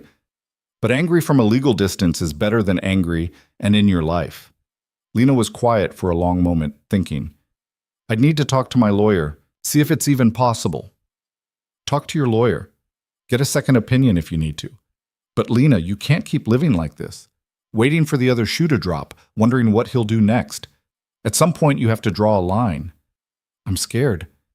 I know, but you're also strong, stronger than you think. He squeezed her hands. And you're not alone. Whatever happens, I'm here. She pulled him into a hug, holding on tight. Ethan wrapped his arms around her and felt her trembling. Not from cold this time, but from the weight of carrying this alone for so long. He wanted to tell her it would be okay, that everything would work out, but he'd learned that easy promises didn't help. What helped was showing up, being present, holding on when holding on was all you could do. They stayed like that until the front door opened and Mason burst in, soccer bag slung over one shoulder, talking before he was even fully inside. Dad, Jamie's mom said I can go to his birthday party next weekend and they're doing laser tag and pizza and... He stopped, seeing Lena on the couch. Oh, hi, Lena. Hi, Mason. Lena pulled back from Ethan, wiping her eyes quickly. Mason looked between them, too perceptive as always. Are you sad? A little, but I'm okay. Dad makes good hot chocolate when people are sad, with the tiny marshmallows. Mason dropped his soccer bag by the stairs. Want some? Lena smiled, real affection in it. That sounds perfect. Mason ran to the kitchen, already pulling out mugs and the hot chocolate mix. Ethan followed, helping him reach the marshmallows on the top shelf. They made 3 cups, extra marshmallows and Mason's, because of course, and brought them back to the living room. Mason settled on the couch next to Lena, telling her about soccer practice and how he almost scored a goal, but the goalie was really tall. Lena listened, asking questions, laughing at his dramatic reenactment of a near miss. Ethan watched them and felt something shift in his chest. This wasn't just about him and Lena anymore. It was about Mason, too. About the family they were becoming, whether they'd meant to or not. After hot chocolate, Mason went upstairs to do homework. Ellen came home and immediately disappeared to her room, giving them space. Ethan and Lena sat in the living room as evening turned to night, not talking much, just being together. I'll call my lawyer tomorrow, Lena said eventually. Ask about the restraining order, see what our options are. Okay? And I need to tell you something. She turned to face him. When I met with Marcus today, he asked about you. Wanted to know how serious we were, how long we'd been together. I think he's trying to find ways to use you against me. Ethan's jaw tightened. Let him try. I'm serious. He'll look for weaknesses, ways to make you doubt me or doubt us. He's good at that. I don't doubt us. Not yet. But he'll plant seeds, make you question my version of events, wonder if I'm really as innocent as I claim. She looked away. He told me today that I was poisoning you against him, that I was playing the victim to manipulate you into taking my side. That's projection. I know, but it works. That's the thing about gaslighting. Even when you know it's happening, it still gets in your head. She looked back at him. Promise me something? Anything. If he contacts you again, if he says things that make you doubt me, come talk to me about it. Don't sit with it alone. Don't let him twist things in your head. Her voice was urgent. That's how he wins. By isolating people, making them question themselves until they don't know what's real anymore. I promise. She leaned against him, and they sat there in the dim living room, the only sound the old house settling around them. Ethan thought about promises and trust and the choice to believe someone even when the world was telling you not to. Thought about his mother's words, love is choosing each other when it's hard. This was hard, harder than anything he'd dealt with since his divorce. But Lena was worth it. They were worth it. Around 10, Lena said she should go. Ethan walked her to her car, the November night sharp and clear. Stars scattered across the sky, bright enough to see despite the streetlights. Thank you, she said, for not running when this got complicated. I'm not going anywhere. People say that. They don't always mean it. I mean it. Ethan pulled her close. Whatever happens with Marcus, whatever he tries, we'll handle it. Together. She kissed him, soft and grateful, then got in her car and drove away. Ethan stood in the driveway, watching her taillights disappear, feeling the cold seep through his jacket. Inside, the house was warm and lit, his family waiting. His life, imperfect and messy and real. He went inside and found Mason still awake, sitting on his bed with Dr. Trunk. "Is Lena okay?" Mason asked. Ethan sat beside him. "She's dealing with some hard stuff, but she'll be okay." "Is it because of her mean ex-husband?" Ethan's eyebrows went up. "How do you know about that?" "I heard you and Grandma talking. You said he was making trouble." Mason hugged Dr. Trunk. "Jamie's dad's ex-wife made trouble too, tried to take Jamie away, but the judge said no, and now she can't." "The situations are a little different, Bud." "But you're going to protect Lena, right? Like Jamie's dad protected Jamie?" Ethan thought about how to answer that. "I'm going to support her while she protects herself. That's different from protecting someone. It means standing beside them while they fight their own battles." Mason considered this. "Can't you fight for her?" "Not this battle. This one she has to fight herself. But I can make sure she doesn't fight alone." "Oh." Mason was quiet for a moment. "I like Lena. I hope her ex-husband leaves her alone." "Me too, Bud. Me too." He tucked Mason in and went to his own room. Sleep didn't come easily. He kept replaying the conversation with Lena, thinking about Marcus and lawsuits and restraining orders, thinking about what came next and whether they were strong enough to handle it. His phone buzzed around midnight. "Lena, talk to my lawyer. She thinks we have enough for a restraining order. Filing tomorrow." Ethan wrote back, "Good. How are you feeling?" "Scared, but also relieved. Like finally I'm doing something instead of just reacting. That's what matters." A pause, then, "I love you. Even with all this mess." "Especially with all this mess," he replied. Three dots appeared and disappeared several times. Then, "Come over tomorrow? I need to see you. I'll be there." Ethan set down his phone and stared at the ceiling. Tomorrow, Lena would file the restraining order. Tomorrow, they'd take the first real step toward ending Marcus's harassment. Tomorrow, things might get worse before they got better. But they'd face it together. That had to be enough. The restraining order hearing was scheduled for the following Wednesday. Lena had to present evidence of harassment, the emails, texts, the uninvited visit to her apartment, the manipulative coffee meeting. Her lawyer seemed confident, but confidence didn't guarantee success. The days leading up to it were tense. Marcus went quiet again, which somehow felt more ominous than his active harassment. Lena barely slept, barely ate. Ethan spent every free moment with her, bringing food she didn't eat, sitting with her while she paced her apartment, listening to her rehearse what she'd say to the judge. "What if he brings up the divorce?" she asked Tuesday night, the evening before the hearing. "What if he makes me sound like the unstable one?" "Then you tell the truth, that he manipulated you, controlled you, and is continuing to harass you even now." Ethan was sitting on her couch surrounded by art supplies she'd bought weeks ago and still hadn't touched. "The evidence is on your side." "Evidence can be interpreted different ways. Not when it's a dozen emails and texts after you asked him to stop. Not when he showed up at your home uninvited." Ethan reached for her hand as she paced past. "You've got this." She stopped, let him pull her down to sit beside him. "What if I don't?" "Then we appeal. We try again. We don't give up." "I'm tired of fighting." "I know. But you're almost there. One more day, then it's out of your hands. The judge decides, and whatever happens, you did everything you could." Lena leaned against him, exhausted. "Will you come to the hearing? If you want me there." "I want you there. I need you there." She lifted her head to look at him. "Is that too much? Asking you to take a day off work to sit in a courtroom for my mess? It's not too much. And it's not your mess.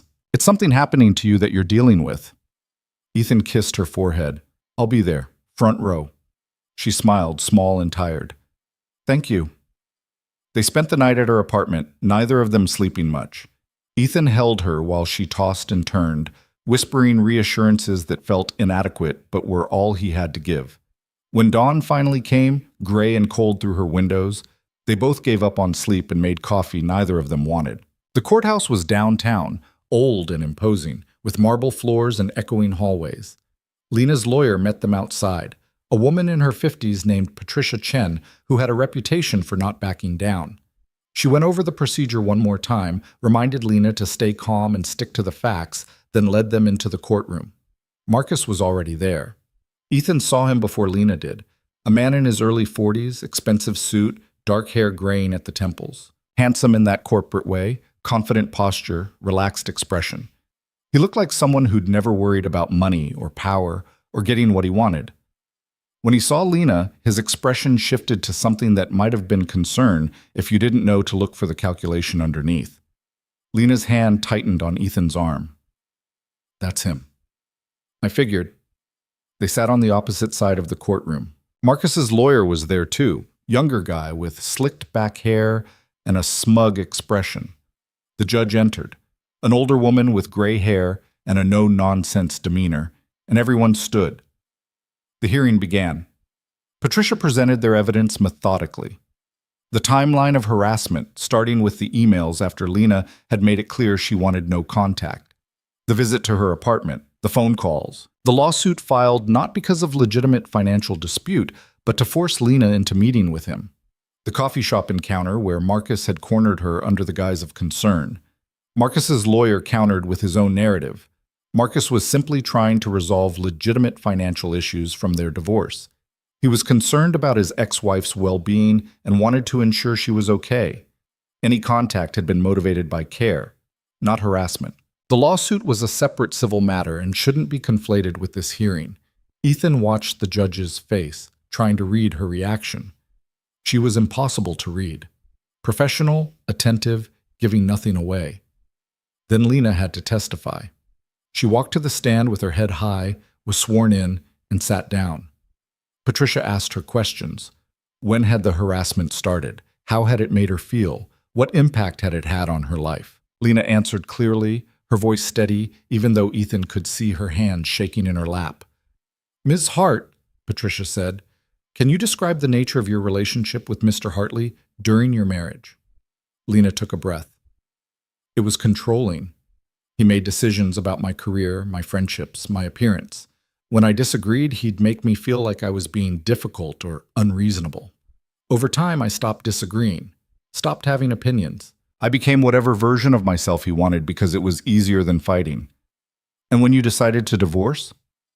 He told me I was making the biggest mistake of my life, that I'd never find anyone else who'd tolerate me, that I was too broken to be loved. Her voice wavered, but didn't break. For a long time, I believed him. Marcus's lawyer stood for cross-examination. Ms. Hart, isn't it true that you suffer from anxiety and depression? I have anxiety. I see a therapist for it. And isn't it possible that your perception of Mr. Hartley's behavior is colored by your mental health struggles? Lena's jaw tightened. My anxiety is a result of years of emotional abuse, not the cause of my perception.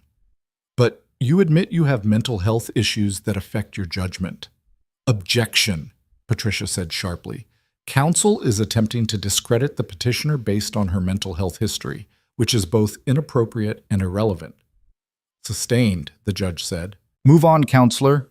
The cross-examination continued, Marcus's lawyer trying to poke holes in Lena's timeline, suggesting she was exaggerating or misremembering. But Lena held firm, answering each question calmly, referring to the documented evidence when challenged. When she stepped down, Ethan could see she was shaking. She sat beside him, and he took her hand under the table, squeezing gently. Then Marcus testified. He was smooth, practiced, expressed concern for Lena's well-being, said he only wanted to ensure she was stable and safe, claimed the lawsuit was a legitimate financial dispute that had nothing to do with harassment, admitted to contacting her but framed it as care, not control. Mr. Hartley, Patricia said during her cross-examination, how many times did you contact Ms. Hart after she explicitly asked you to stop? I don't recall her explicitly asking me to stop. Your Honor, I'd like to present Exhibit G, an email from Ms. Hart dated October 15th, where she clearly states, please do not contact me again for any reason. All communication should go through our lawyers. The judge examined the email. Mr. Hartley, you received this email? Marcus barely hesitated. Yes, but I interpreted it as temporary frustration, not a genuine request for no contact. And the subsequent 12 emails you sent after this date? I was concerned, making sure she was okay. Despite her clear request that you stop? Marcus's smooth demeanor cracked slightly. I was trying to help. The hearing lasted almost 3 hours. By the end, Ethan's back hurt from the hard wooden benches, and Lena looked ready to collapse. The judge reviewed the evidence one more time, asked a few final questions, then announced she'd issue her ruling within 48 hours. They filed out of the courtroom in silence. In the hallway, Marcus approached them, his lawyer trailing behind. "Lena," he said, "can we talk? Privately?" "No," Lena said. "I just want to—" She said no. Ethan stepped forward, positioning himself slightly between them. "Leave her alone." Marcus's eyes flicked to Ethan, assessing. "You must be the new boyfriend.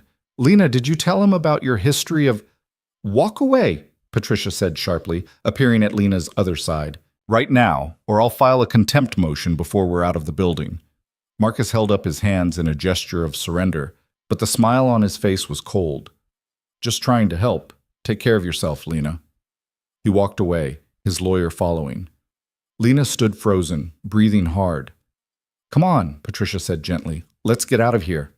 They left through a side exit to avoid any further encounters. Outside, the November day was bright and cold, the contrast with the courthouse's dim interior almost shocking. Patricia went over next steps. Wait for the ruling, don't respond to any contact from Marcus, document anything new that happened. When she left, Ethan and Lena stood on the courthouse steps, neither quite ready to move yet. "I couldn't breathe in there," Lena said. "Every time he talked, every time his lawyer tried to make me sound crazy, I couldn't breathe." "You did great. You were calm and clear and you didn't let them rattle you." "I felt rattled. I felt like I was going to throw up or pass out or scream." She turned to him. "How do you do that? Stay so calm." "I'm not calm. I'm furious. But being furious doesn't help you right now." Ethan pulled her into a hug, right there on the courthouse steps with people flowing around them. 2 days. Then we know. What if she sides with him? Then we figure out what's next. But Lena, you heard the same hearing I did. The evidence is on your side. She held on to him like he was the only solid thing in a world that kept shifting. "Take me home, not my apartment, your home. I need to be somewhere that feels safe." "Okay." They drove back to Ethan's house in separate cars. Inside, Ellen had coffee ready and disappeared tactfully to give them space. Mason was at school, the house quiet and warm. Lena curled up on the couch and promptly fell asleep, exhaustion winning out over anxiety. Ethan sat beside her, watching her sleep, thinking about the hearing and Marcus's cold smile and the way the system required you to relive your trauma just to be protected from it. He thought about Lena testifying, her voice steady even as she described being controlled and diminished. Thought about her strength, the kind that didn't come from never being hurt, but from surviving it and still showing up. His phone buzzed, a text from an unknown number. "You have no idea what you're getting into. She's not who you think she is." Marcus. Still trying to plant doubt, even now. Ethan deleted it without responding and turned off his phone. Whatever Marcus wanted to say, whatever seeds he wanted to plant, Ethan wasn't interested. He knew who Lena was, knew her fears and her strength and her complicated history, knew her and loved her anyway. That's what mattered. 2 days later, the ruling came through. The restraining order was granted. Marcus was prohibited from contacting Lena directly or indirectly for 1 year. He couldn't call, text, email, or show up at her home or workplace. Any violation would result in immediate legal consequences. The judge's written opinion cited the pattern of harassment, the clear evidence of Lena requesting no contact, and Marcus's continued disregard of those requests. They won. Lena cried when Patricia called with the news, sat on Ethan's couch, and sobbed with relief and disbelief, and the weight of a year of fear finally lifting. Ethan held her and let her cry, let her release everything she'd been holding in. "It's over," she kept saying. "It's actually over." "It's over," Ethan confirmed. The lawsuit was still pending, but without the ability to contact Lena directly, Marcus's interest seemed to wane. 2 weeks later, his lawyer filed a motion to dismiss, claiming they'd discovered new information about the divorce settlement that made their case moot. Patricia suspected he just didn't want to waste money on litigation he couldn't use as leverage, but the reason didn't matter. The lawsuit was dropped. It was over. Really, truly over. The week after the lawsuit was dropped, Lena showed up at Ethan's workshop carrying a canvas that was almost as tall as she was. Her face was streaked with paint, blue on her left cheek, yellow on her right hand, and she was grinning like she'd just won the lottery. "I painted," she announced, propping the canvas against his workbench. "Actually painted, for 6 hours straight. I didn't even stop to eat." Ethan set down his sanding block and walked over to look. The canvas was covered in bold strokes of color, blues and greens and deep purples that seemed to move even when standing still. Abstract, chaotic, beautiful in a way that defied explanation. "It's incredible," he said. "It's terrible. The composition's all wrong, the color balance is a mess, and I have no idea what I was even trying to say." She was still grinning. "But I made it. I actually made something." Ethan pulled her into a hug, not caring about the paint that was definitely getting on his work shirt. "I'm proud of you." "I'm proud of me too." She pulled back, looking up at him. "I forgot what this felt like. The part where you lose track of time because you're so absorbed in creating something. The part where your hands hurt and your back aches, and you don't care because you're exactly where you're supposed to be." "Welcome back." "Thank you for pushing me to try again. I don't think I would have without you." Ethan thought about denying it, deflecting the credit the way he usually did, but maybe it was okay to accept that he'd helped. That being there for someone, encouraging them, sometimes made a difference. "You would have found your way back eventually," he said. "I just helped speed up the timeline." They spent the afternoon in his workshop, Lena watching him work while she sketched in a notebook she'd started carrying everywhere. Mason came home from school and demanded to see her painting, declared it super cool with the absolute confidence of a 7-year-old art critic, then dragged her upstairs to show her his latest Lego creation. Ellen made dinner, pot roast again, because apparently that was the only thing she knew how to make when she was nervous. And they all sat around the kitchen table like they'd done this 100 times before. Easy. Natural. Like Lena had always been part of this family. After dinner, Mason lobbied hard for Lena to stay for movie night. Ellen seconded the motion. Ethan looked at Lena, raising his eyebrows in question, and she nodded. They watched some animated movie about talking animals that Mason loved and the adults tolerated. Halfway through, Mason fell asleep with his head on Lena's lap, and she absently played with his hair while pretending to watch the screen. Ethan looked at them and felt something settle in his chest. This was what he'd been afraid to hope for, this exact moment, this exact feeling. After the movie, Ethan carried Mason up to bed. When he came back down, Ellen had already disappeared to her room and Lena was washing dishes, even though she'd been told repeatedly that she didn't have to. "He's a great kid," she said when Ethan entered the kitchen. "He really likes you." "I really like him." She rinsed a plate, set it in the rack. "Is that weird? That I'm getting attached to your son after only a few months?" "No, it's honest." Ethan picked up a towel and started drying. "Does it scare you?" "Terrifies me. What if we don't work out? What if I end up being someone who was in his life and then wasn't? I don't want to be another person who leaves him." "You're not going to leave." "You don't know that. I know you. And I know you wouldn't let yourself get this close to Mason if you weren't serious about staying." He set down a dried plate.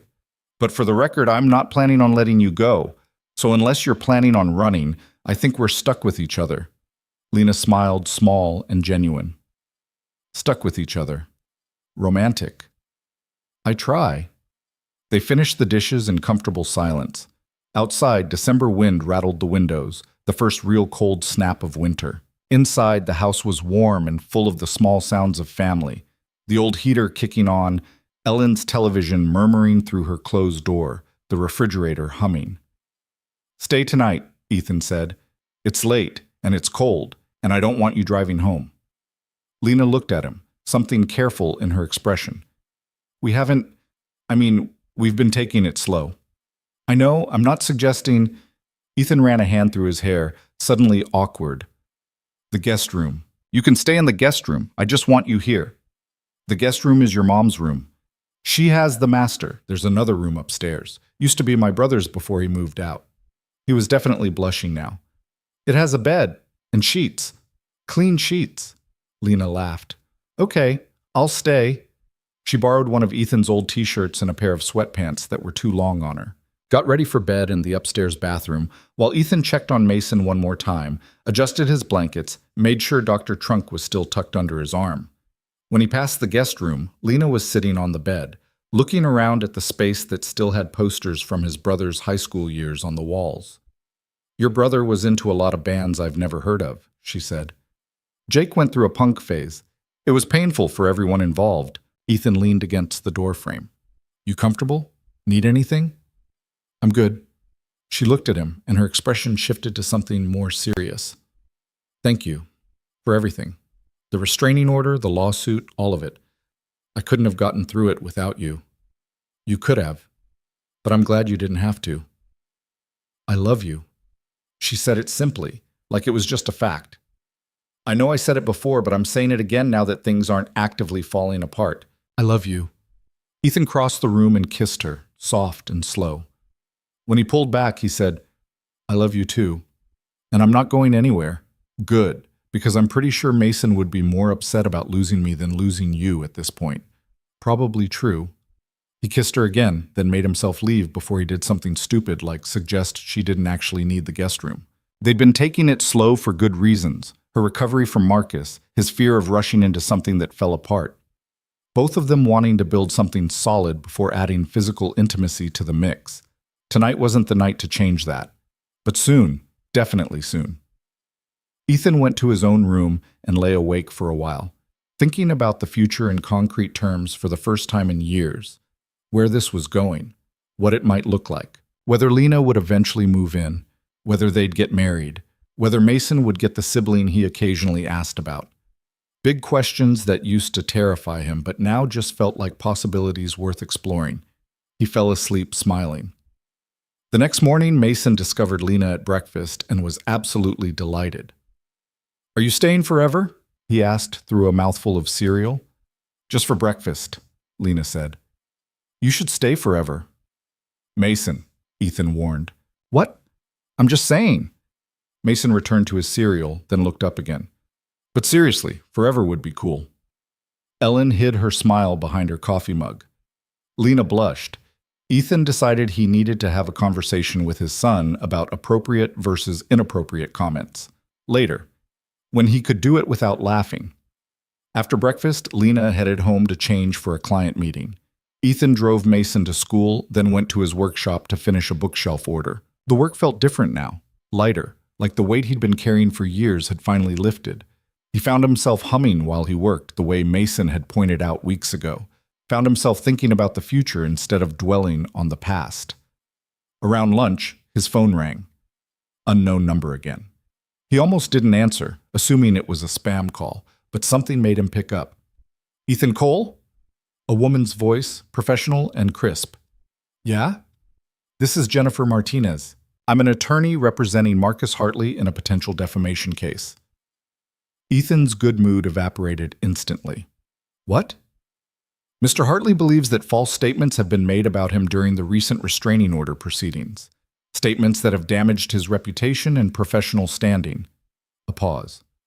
We're calling as a courtesy to inform you that you may be named as a co-defendant given your involvement in the situation. That's bullshit. Everything said in that hearing was true and documented. That's for a court to determine. We'll be filing within the next 30 days. You should consult with an attorney. She hung up before Ethan could respond. He stood there, phone in hand, feeling like he'd been punched. This couldn't be happening. They'd won the restraining order. The lawsuit had been dropped. Marcus was supposed to be gone from their lives, but apparently he'd just found a new weapon. Ethan called Lena immediately. She answered on the second ring, and he could hear traffic in the background. She was driving. Marcus is suing us for defamation, he said without preamble. The traffic sounds continued. Then, what? He explained the phone call, the attorney's veiled threat, the 30-day timeline. Lena was silent through all of it, and when he finished, he heard her pull over, the engine cutting off. He's never going to stop, she said, and her voice was completely flat. Is he? This is just going to keep happening. New lawsuits, new harassment, new ways to make our lives hell. Forever. We'll fight this too, but with what, Ethan? I'm already broke from the last round of legal fees. You've already put your life on hold for my drama. How many times can we keep doing this before we break? As many times as it takes. No. She laughed, bitter and tired. No, that's not fair to you, to Mason, to your life. You didn't sign up for this. I signed up for you. This comes with it. Maybe it shouldn't. Maybe I should. She stopped, took a shaky breath. Maybe you should walk away. Find someone without a psychotic ex-husband who's determined to destroy anyone who gets close to me. Lena, I'm serious. I can't drag you through this again. I can't watch you spend money you don't have and time you can't afford just to deal with my mess. It's not fair. Ethan's grip tightened on the phone. Don't do this. Don't let him win by pushing me away. I'm not pushing you away. I'm protecting you. I don't need protecting. I need you to trust that I'm here because I choose to be. Not because I'm trapped or obligated, but because I love you and I'm not walking away from a fight. She was crying now. He could hear it in her breathing. I'm so tired, Ethan. I'm so tired of fighting. I know, but you don't have to fight alone. He sat down on his workbench, phone pressed to his ear. Come over, right now. Skip the client meeting. Just come over and we'll figure this out together. I can't just... Yes, you can. Call your client, reschedule, and come over. Please. A long pause. Then, okay, give me 20 minutes. She arrived in 15, her eyes red but dry. Ethan met her at the door and pulled her into the workshop, away from the house where Mason might overhear. They sat on the floor, backs against the workbench, and Lena told him everything the attorney had said when she'd called her next. Patricia says it's a nuisance suit, designed to intimidate, not to win. Lena picked at a splinter in the floor. But it'll still cost thousands to defend, and even if we win, Marcus can just file something else. And something else. He has unlimited resources. We don't. So we find a different approach. What approach? We got the restraining order. We defended against his lawsuit. What's left? Ethan thought about it, really thought. They'd been playing defense this whole time, reacting to Marcus's moves. But what if they went on offense? What if they made him the one reacting? We expose him, Ethan said slowly. What? We document everything he's done. The harassment, the frivolous lawsuits, the manipulation. We file a complaint with the Bar Association. Lawyers aren't allowed to abuse the court system to harass people. If we can show a pattern, if we can prove he's weaponizing litigation, he could face professional consequences. Lena stared at him. That could work. Or it could make him angrier. He's already as angry as he's going to get. The only question is whether we keep letting him push us around or push back. Ethan took her hand. I'm not saying it'll be easy. I'm not saying it'll work. But I'm saying we try. One more time, and if this doesn't stop him, we'll figure out something else. But we don't give up, and we definitely don't walk away from each other. She squeezed his hand hard. You're stubborn. So are you. That's why we work. Lena laughed, a real laugh that broke through the tears. Okay, one more fight. But after this, if he's still coming after us, we're moving to Alaska or something, somewhere without cell service. Deal. They called Patricia and explained the plan. She was skeptical, but agreed to help them gather evidence and file the bar complaint. It would take time, weeks, maybe months, but it was something proactive, something that put Marcus on the defensive for once. Over the next 2 weeks, they compiled everything, every email, every text, every documented interaction. Patricia interviewed friends of Lena's who'd witnessed Marcus's behavior during the marriage. They got affidavits from neighbors who'd seen him show up at Lena's apartment uninvited. They built a case that showed a clear pattern of harassment and abuse of the legal system. The bar complaint was filed on a Thursday in mid-December. The same day, Patricia sent a strongly worded letter to Marcus's defamation attorney outlining the bar complaint and suggesting that perhaps Mr. Hartley should reconsider filing yet another frivolous lawsuit when he was already under professional investigation. 2 days later, the defamation suit was quietly withdrawn. Marcus's attorney claimed they'd reassessed the merits of the case and decided not to proceed. Patricia said it was because they knew they'd lose and didn't want the Bar Association looking too closely at Marcus's pattern of behavior. Either way, it was done. Really, truly, finally done. This time, there was no threat of another lawsuit, no ominous silence that felt like a storm brewing. Just quiet. The kind of quiet that actually felt peaceful instead of ominous. Lena cried when Patricia called with the news, but this time it was pure relief. She came over that evening and hugged everyone. Ethan, Ellen, even Mason, who was confused about what was happening but happy to participate in the group hug anyway. It's really over? Mason asked when Lena finally let go. It's really over, Lena confirmed. Good. Can we have pizza to celebrate? They had pizza and breadsticks and ice cream for dessert because apparently big victories required excessive amounts of food. Mason talked nonstop about his upcoming winter break, his Christmas wish list, his plans to build the world's biggest snowman if it ever actually snowed.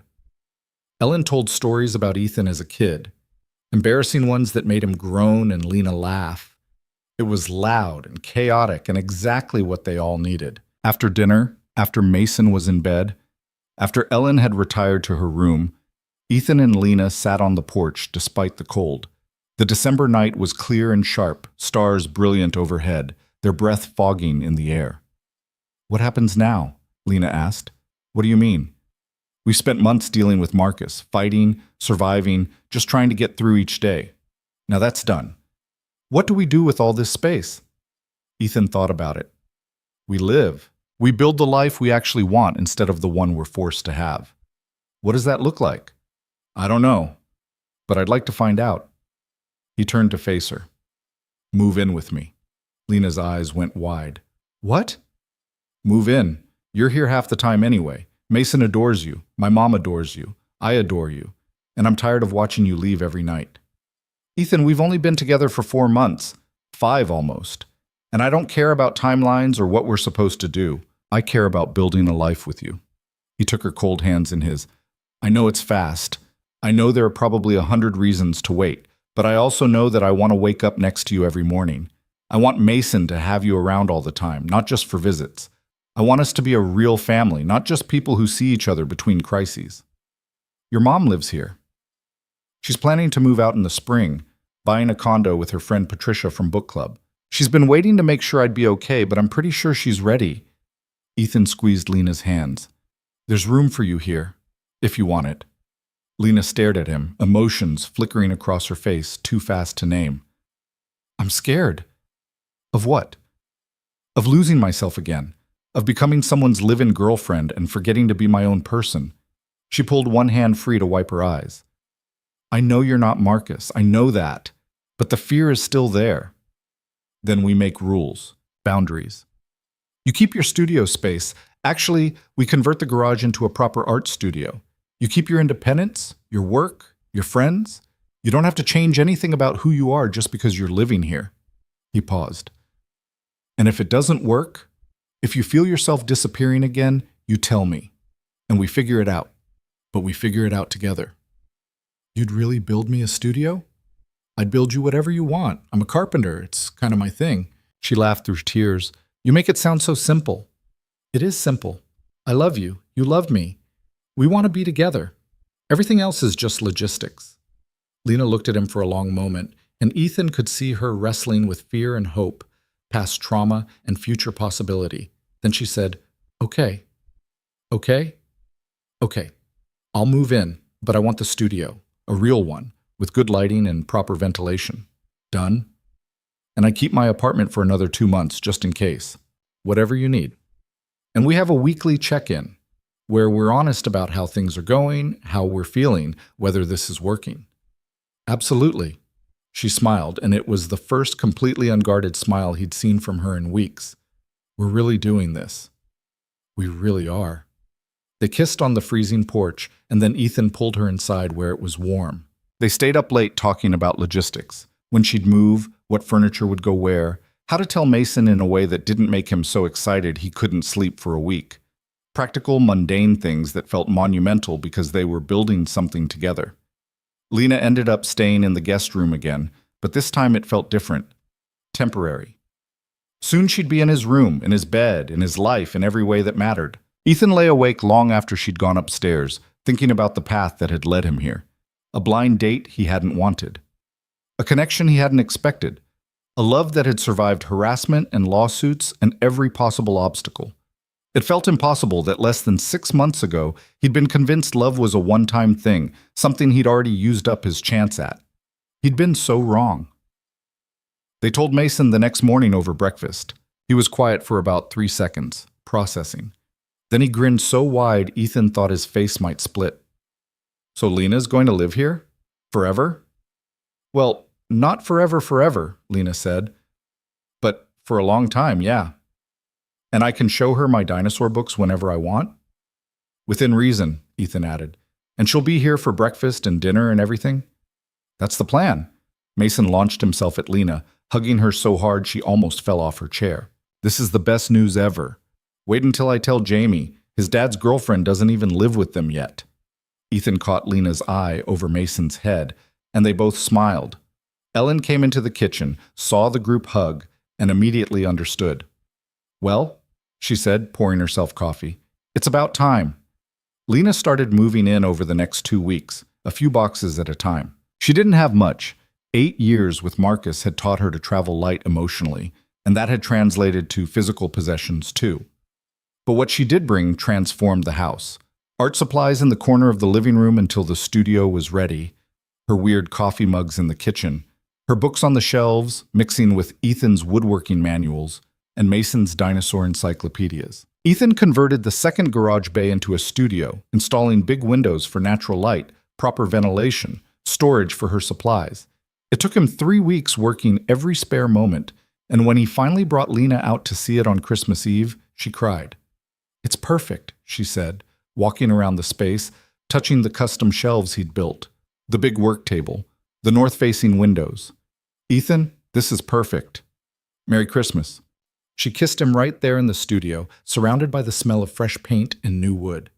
I don't have anything this good to give you. You gave me yourself. That's more than enough. They spent Christmas Day at the house, just the 4 of them. Ellen made a turkey that was slightly dry but edible.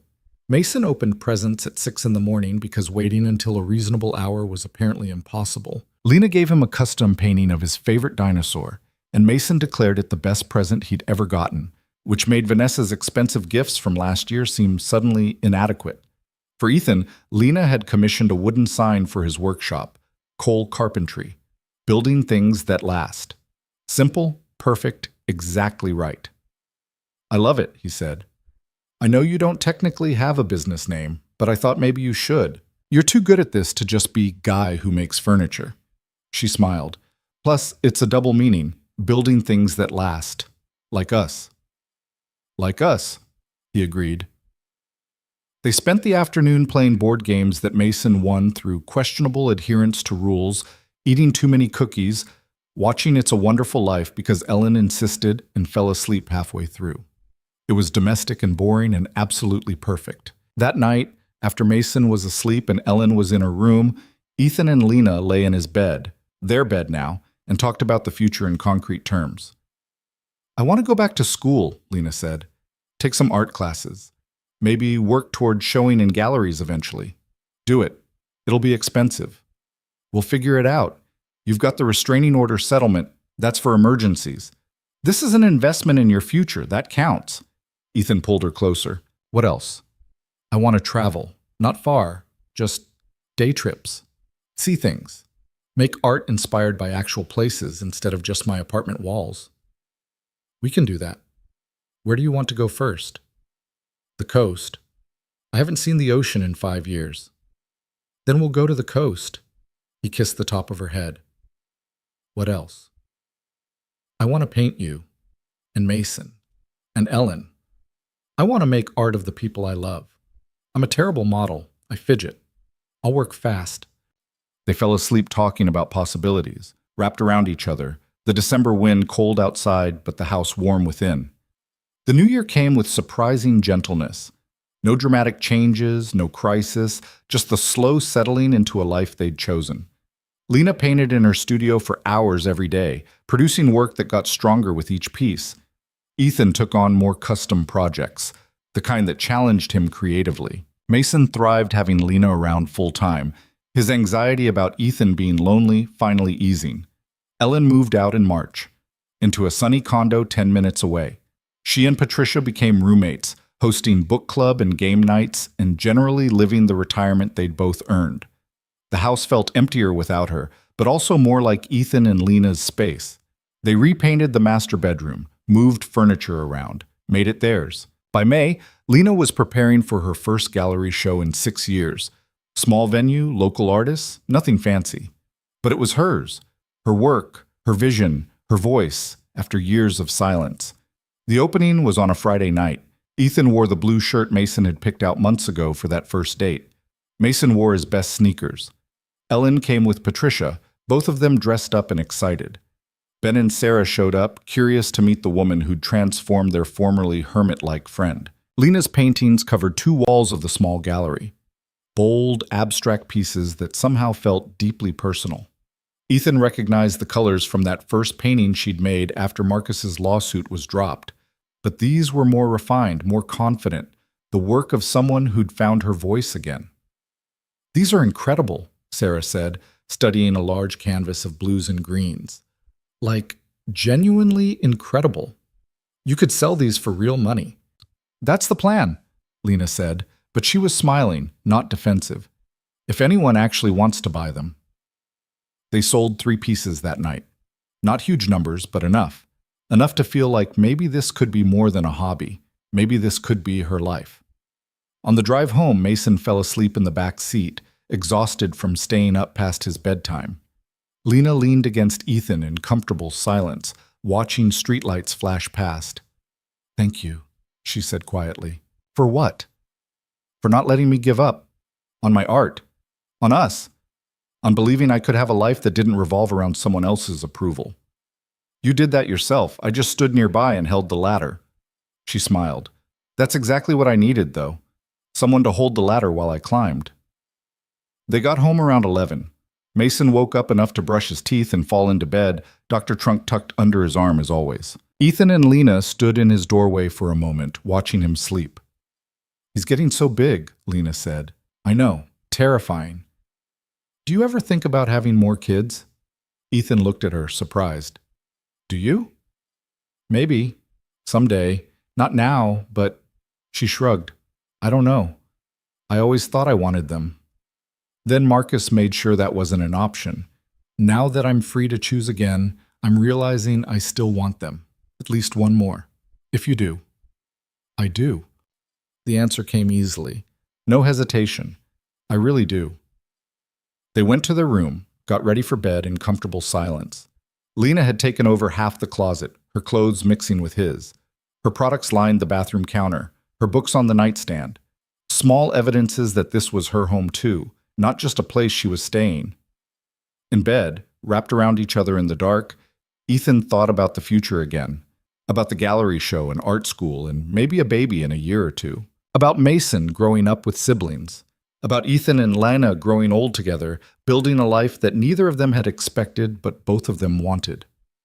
"Marry me," he said into the darkness. Lena went very still. "What?" "Marry me. Not right now. Whenever you're ready. A year from now, 5 years from now, I don't care. But marry me. Be my wife. Be Mason's mom. Be part of this family officially." She was quiet for so long, Ethan started to panic. Maybe it was too soon. Maybe she wasn't ready for that kind of commitment after everything with Marcus. Maybe he'd pushed too hard, too fast. Then she said, "Yes. Yes? Yes, I'll marry you. Not now. I need more time. But yes, definitely yes." She turned in his arms to face him. "You're sure? This is a big step." "I've never been more sure of anything." "Not even about Mason?" "Not even about Mason, though he's a close second." She laughed and kissed him, and they stayed awake talking about the future until almost 3 in the morning, about what kind of wedding they'd want. Small, probably, just family and close friends,